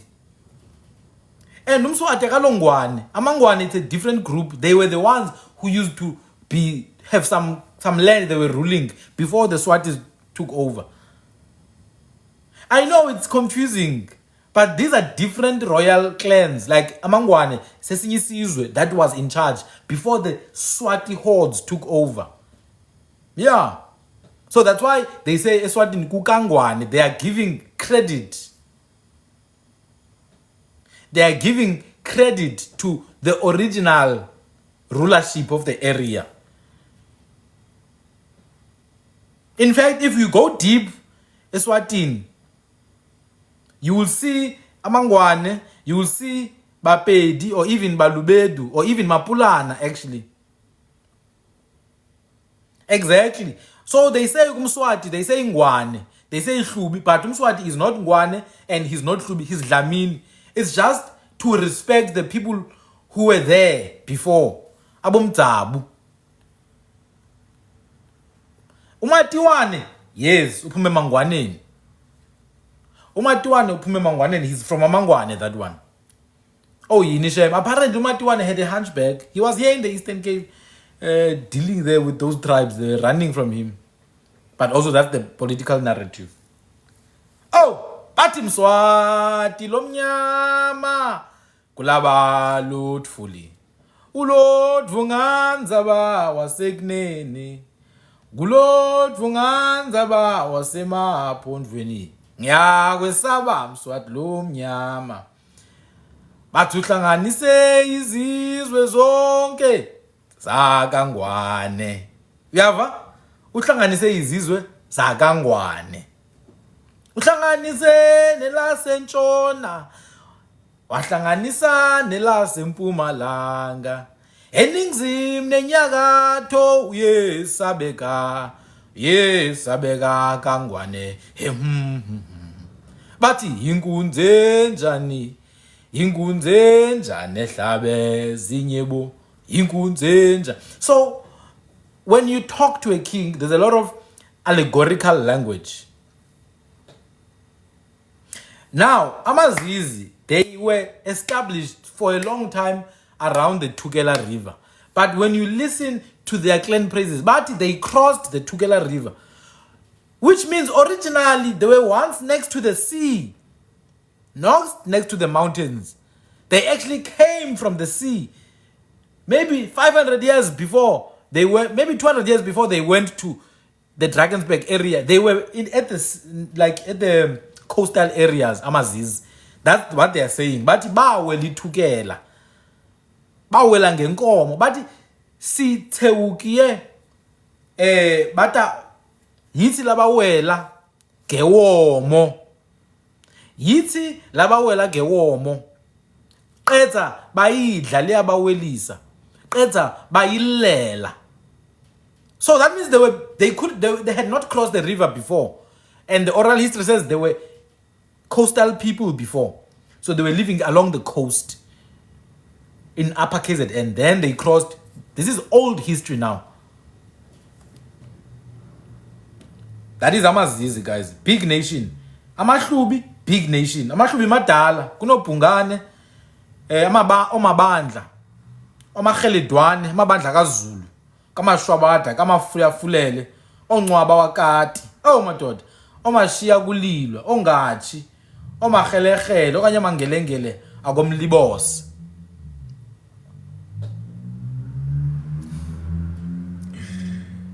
And then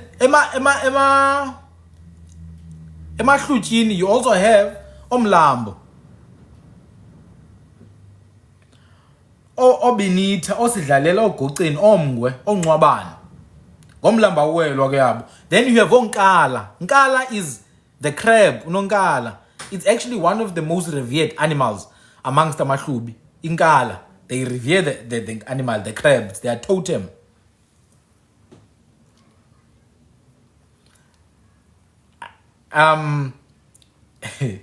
Govumisa ke onkala. Ompandana ongwenye othiyane. We have now abathwa within Amahlubi known as Omsimang. Abathwa beziduli. Ononkosi. Hey madoda, kuthiwa ngoNothabizolo, oNomboya, oMashwabada, oNyathi, oNodlomo, oNokhuko luhlanganisa indlu yodlomo nabathwa. So do you understand, when you talk about amahlubi, you cannot dissociate them from abathwa. Literally, this is telling you awunohlanganisa indlu yodlomo nabathwa ngomsimanga ngomthwa beziduli. You go to Oxaba, same thing. Ngoxaba omjoli olinda ozibindi ononxasunya nonxasunya. Now I think this is one of the things that confuse abantu. Within amahlubi you have osikhosana, omsika mhlanga.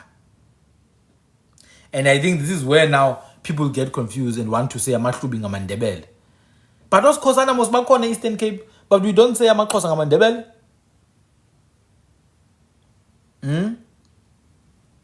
Emahlubini uyabafumana ke odonza ononkungulend, uyabafumana oGadebe, ontsele, odlomo, osibujwane, uyabafumana ompangelo, omarholana, ogwala. Yo hayi amahlubi maninzi ngeke, onala bakhona, ontambo, odladla, omazibuko, omangwe, ozengele, baninzi. I can't go through all of them. My point here today is to prove to you that there's not a single nation that you can mention that is not Khwe associated.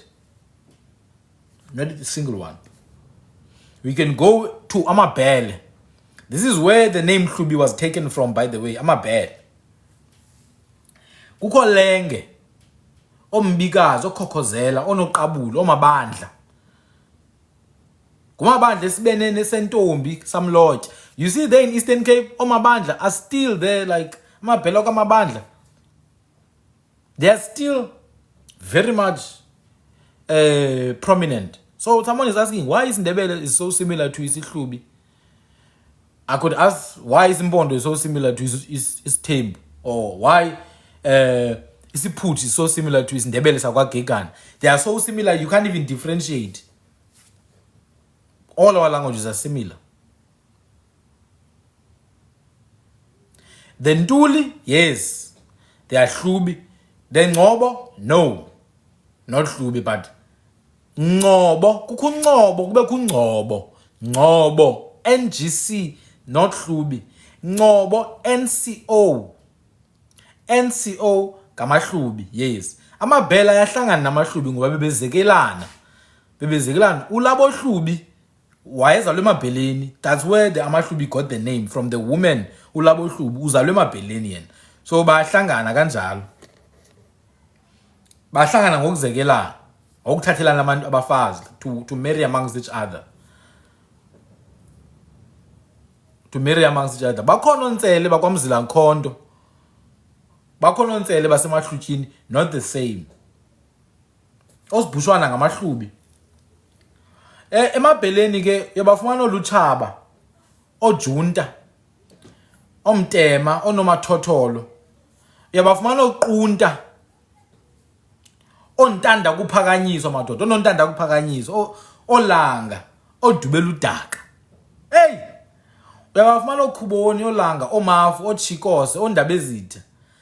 This is where, who's this woman? The woman of Dudula. She's Qunta, yeah.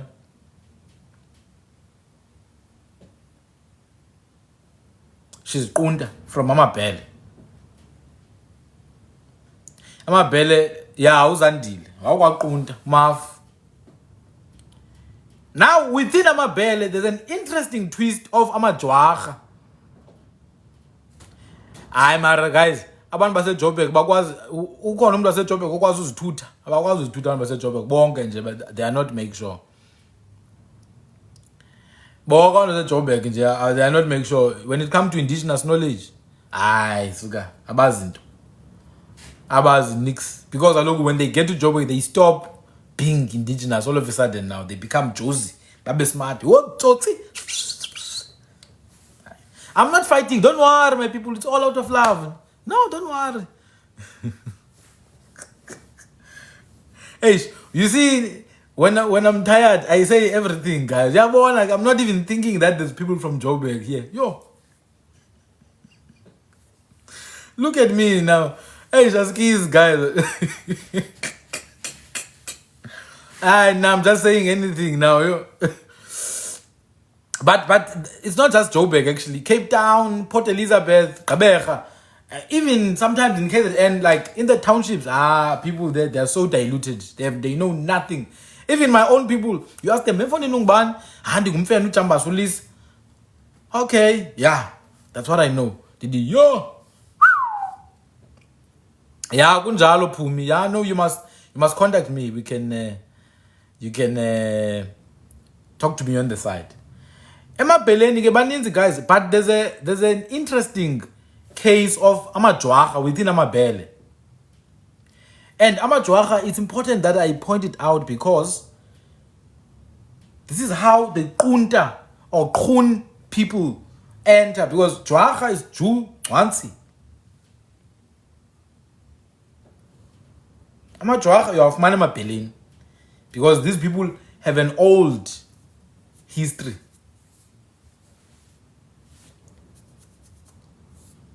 They mixed together in ancient times though.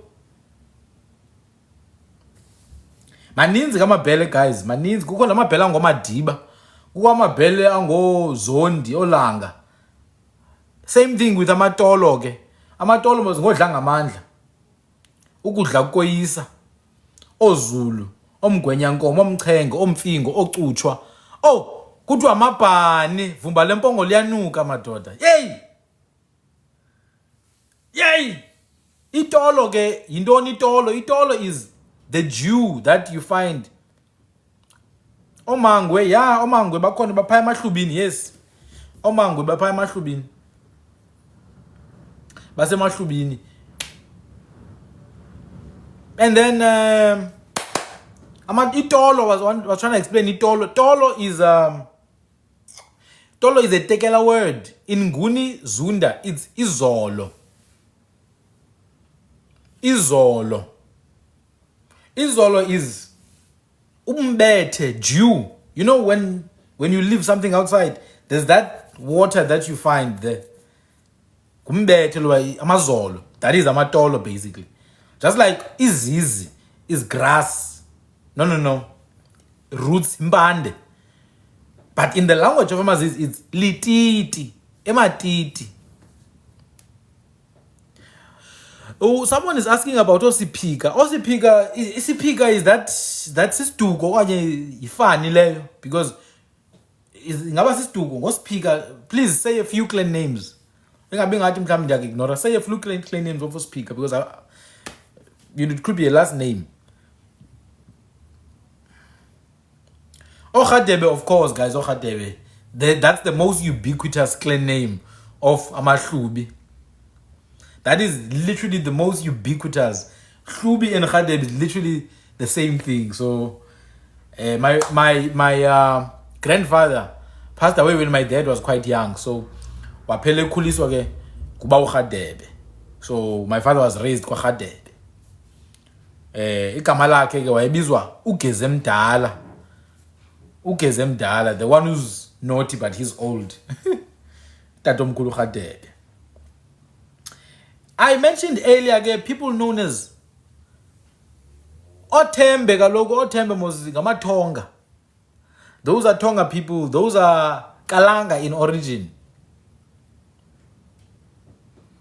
Those are Kalanga in origin. Amathembe. Yabo. Those are Kalanga in origin.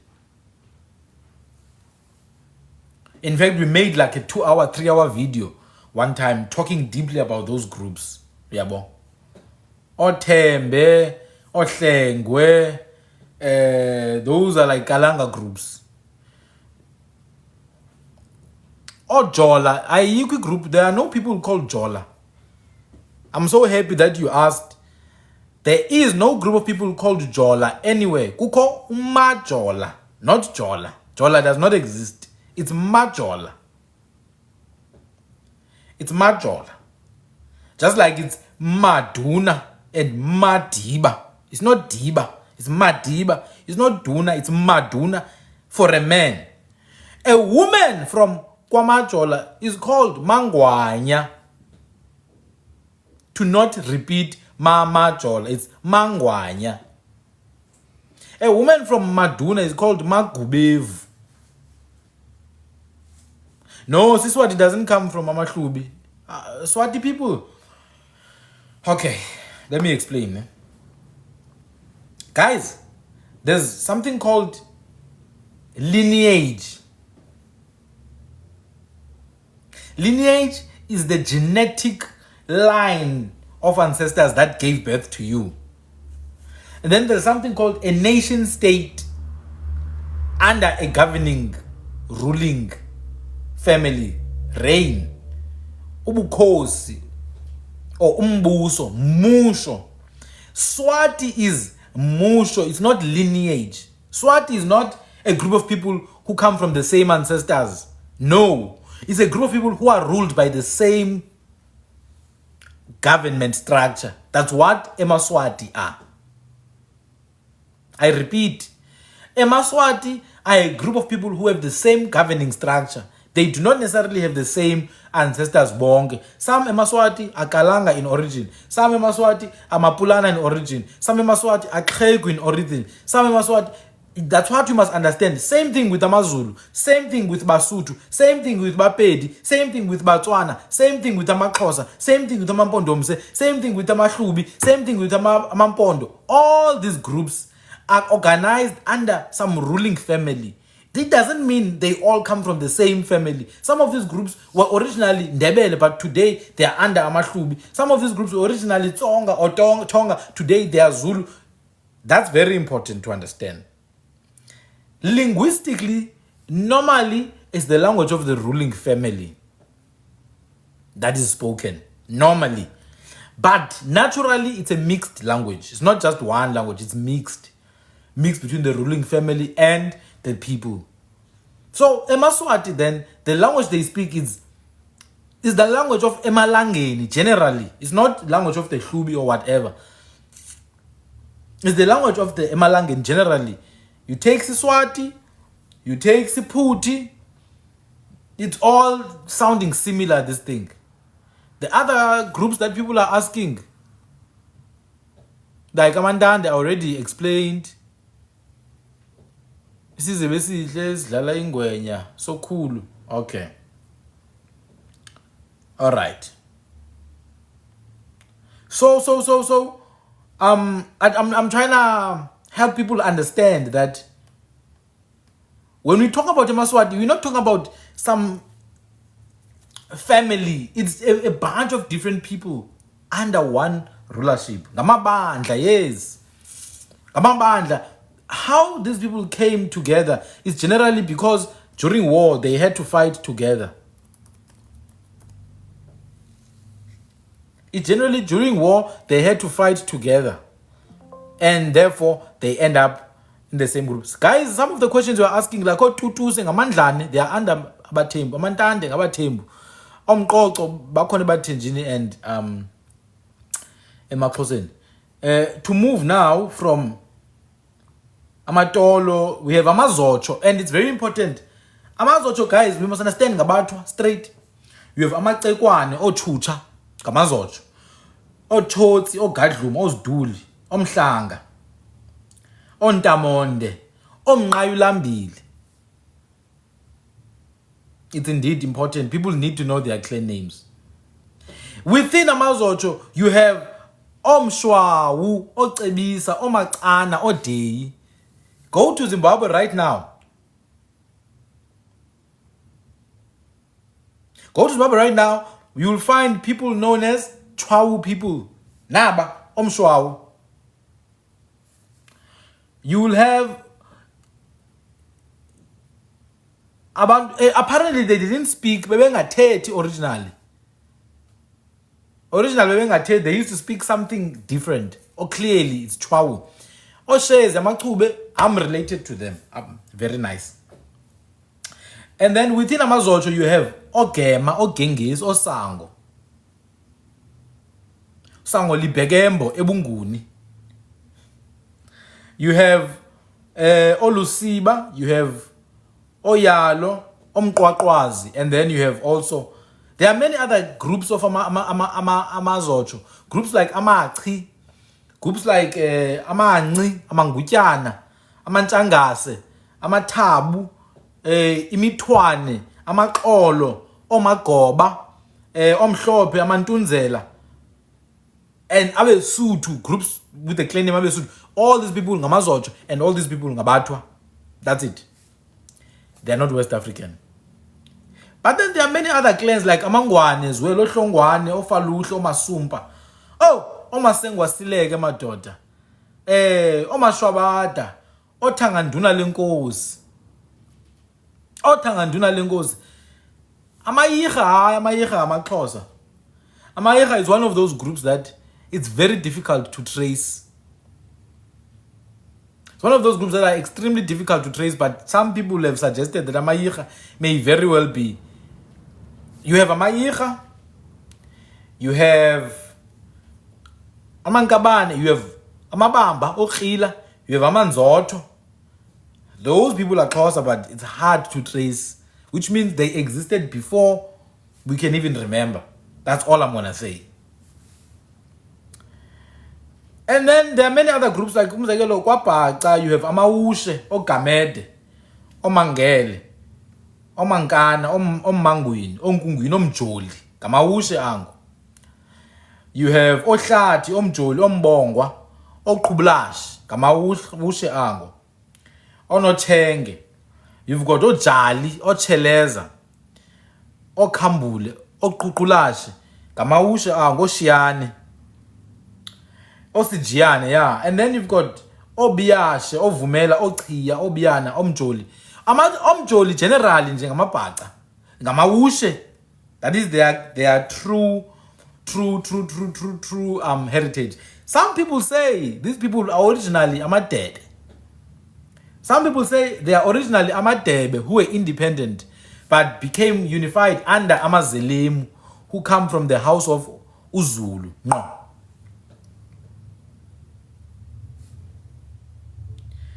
Emahlubini, you still have other groups like Omnguni, Okheswa, Ombafana, Othukela. You have other groups like Onozulu kanje, and then kubekho Qhudeni. Oh, Qhudeni, there's a person called Franyo Steenkamp there. He's angry there. Hey man, go watch a movie. There's no time to play here, man. No time to play. Someone is asking on Amandinde. Can I tell you, I recently came upon information that Amandinde, some of them were slaves. They were taken as slaves to Europeans. In one of my Cape Colony archives, there's literally a Ntinde slave that is called a Ntinde slave. Now, Amandinde are a Khwe Xhosa group. They are a Khwe Xhosa group, and they were taken as slaves. I've seen a lot of black South Africans thinking that they were not taken as slaves.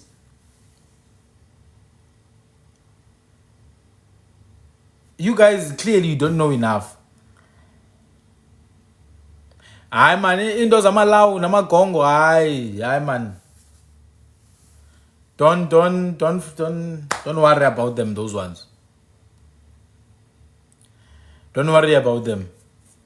Or you are with them, how you deal with them, you just tell the truth. They lose their minds when they hear the truth. Their existence is based on lies. So once you tell the truth, you completely turn their world upside down. And you man. Guys, there are many other clans. Unfortunately, I can't go through them. Khasibe emabhaceni. Khasibe, hey, Gabadzela, Gamedze. I can't go through them. Is it Umlawu? Probably. No, remember, Umlawu means the law. Umlawu is the law. Mulawu. Like Kasisutu. Bari Kimulawu. Umlawu lo, umthetho. Ilawu, that's a different thing from the Malay River. Cape Malay. Lilawu elo. Yeah, bo. Hey, there are many clan names. I'm sorry, guys. I can't. Kuko o Memela, o Sutu, and all that. My point was to just show how all of these clan names come back.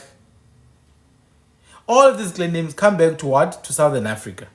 There's nothing that connects these clan names. Amaqoqwa, Magiqwa. Nothing that connects them to any other place. Now, Sukwini, I've already explained. They are Kham people. They are Kham mountain dwellers. That's what Sukwini is.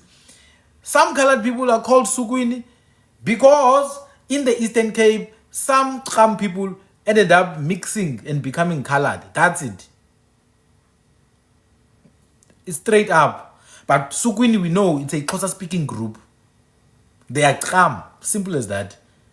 It's Kauken Khwe, mountain and hill people.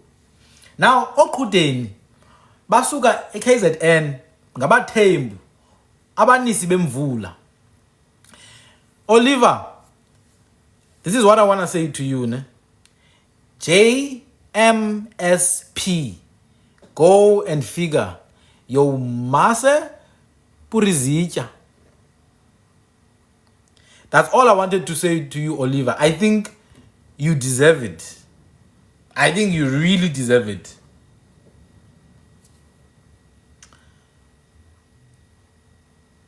So, abantu baseqhudeni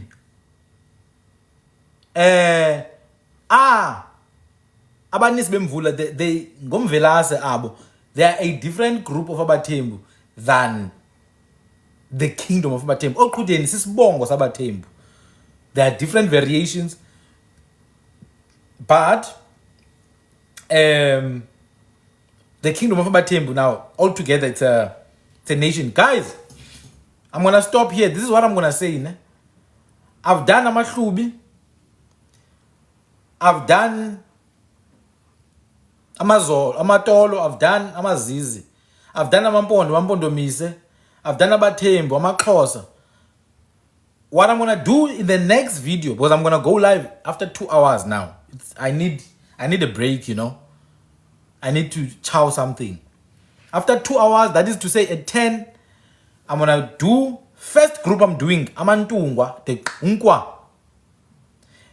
I'm doing KZN, Mpumalanga, Lesotho, and Limpopo groups.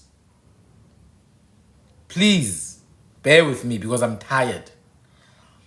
I'm gonna do KZN, Amaxulu, Maxesibe as a KZN. I'm gonna do Amantungwa, Amalala, Amadebe. And Sotho groups in KZN. We're gonna go to Mpumalanga, we're gonna go to Eswatini. This is 2 hours from now. That is to say, between 10 and 10:30, I'm gonna go live. I'm gonna talk about Abambo, Amalala, Amadebe, and the other groups, like groups that are not known. So we started with Eastern Cape and all the way to Natal. No, we are crossing with Tugela now. We are going to Zululand and we're gonna cross the Drakensberg to the Sotho-Tswana groups, yabo. Khudeni and Madiba, not the same. Ogaba, they are Kora, they are not Sotho. Kamakora, Batwa. I'm closing it now, guys. Go take a break, do whatever you gotta do. Between 10 and 10:30, I'm gonna be back.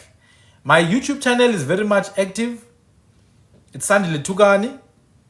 Those who need something deeper, something more personal, something more long-term, guys, I'm running a program. You reach out to me and then, yeah, I've been talking about it. So I'm taking a break now. I'm tired. Thank you very much. Kusandile lona ngutanzi. Kusanzanza. Owanzonza kwathiqi umuntu. Nguphala ngezandla. Phala kuhle ngoba lendlela iyehlela usandlalanqa. Uyibeka lityeni ityiwe zimbovane. Kusiduli ungube ezimhlophe. Kulungu kumwanda umandi wafikela uhlangeni. Kuhlathe elikhulu elingothiwa sele livutha lothiwa zimfene kuba imfene zibaninilo. Kumfene zimabuthwa ehlukana xa kutshona ilanga. Kumuntu wakulo mayikana wakulo vimbisa wakulo giqa amatye. Dingwako rhwale emgodleni, wakotheuka ngobulembi entabeni, wakoncola ngomhluzi amanzi ekhona. ndingumntu wakulo rhiba urhiba wakulo rhamadi waphofola. Kamako, I'll be back 2 hours 30 minutes, by definitely by 10:30 I'll be going live again. Kamako.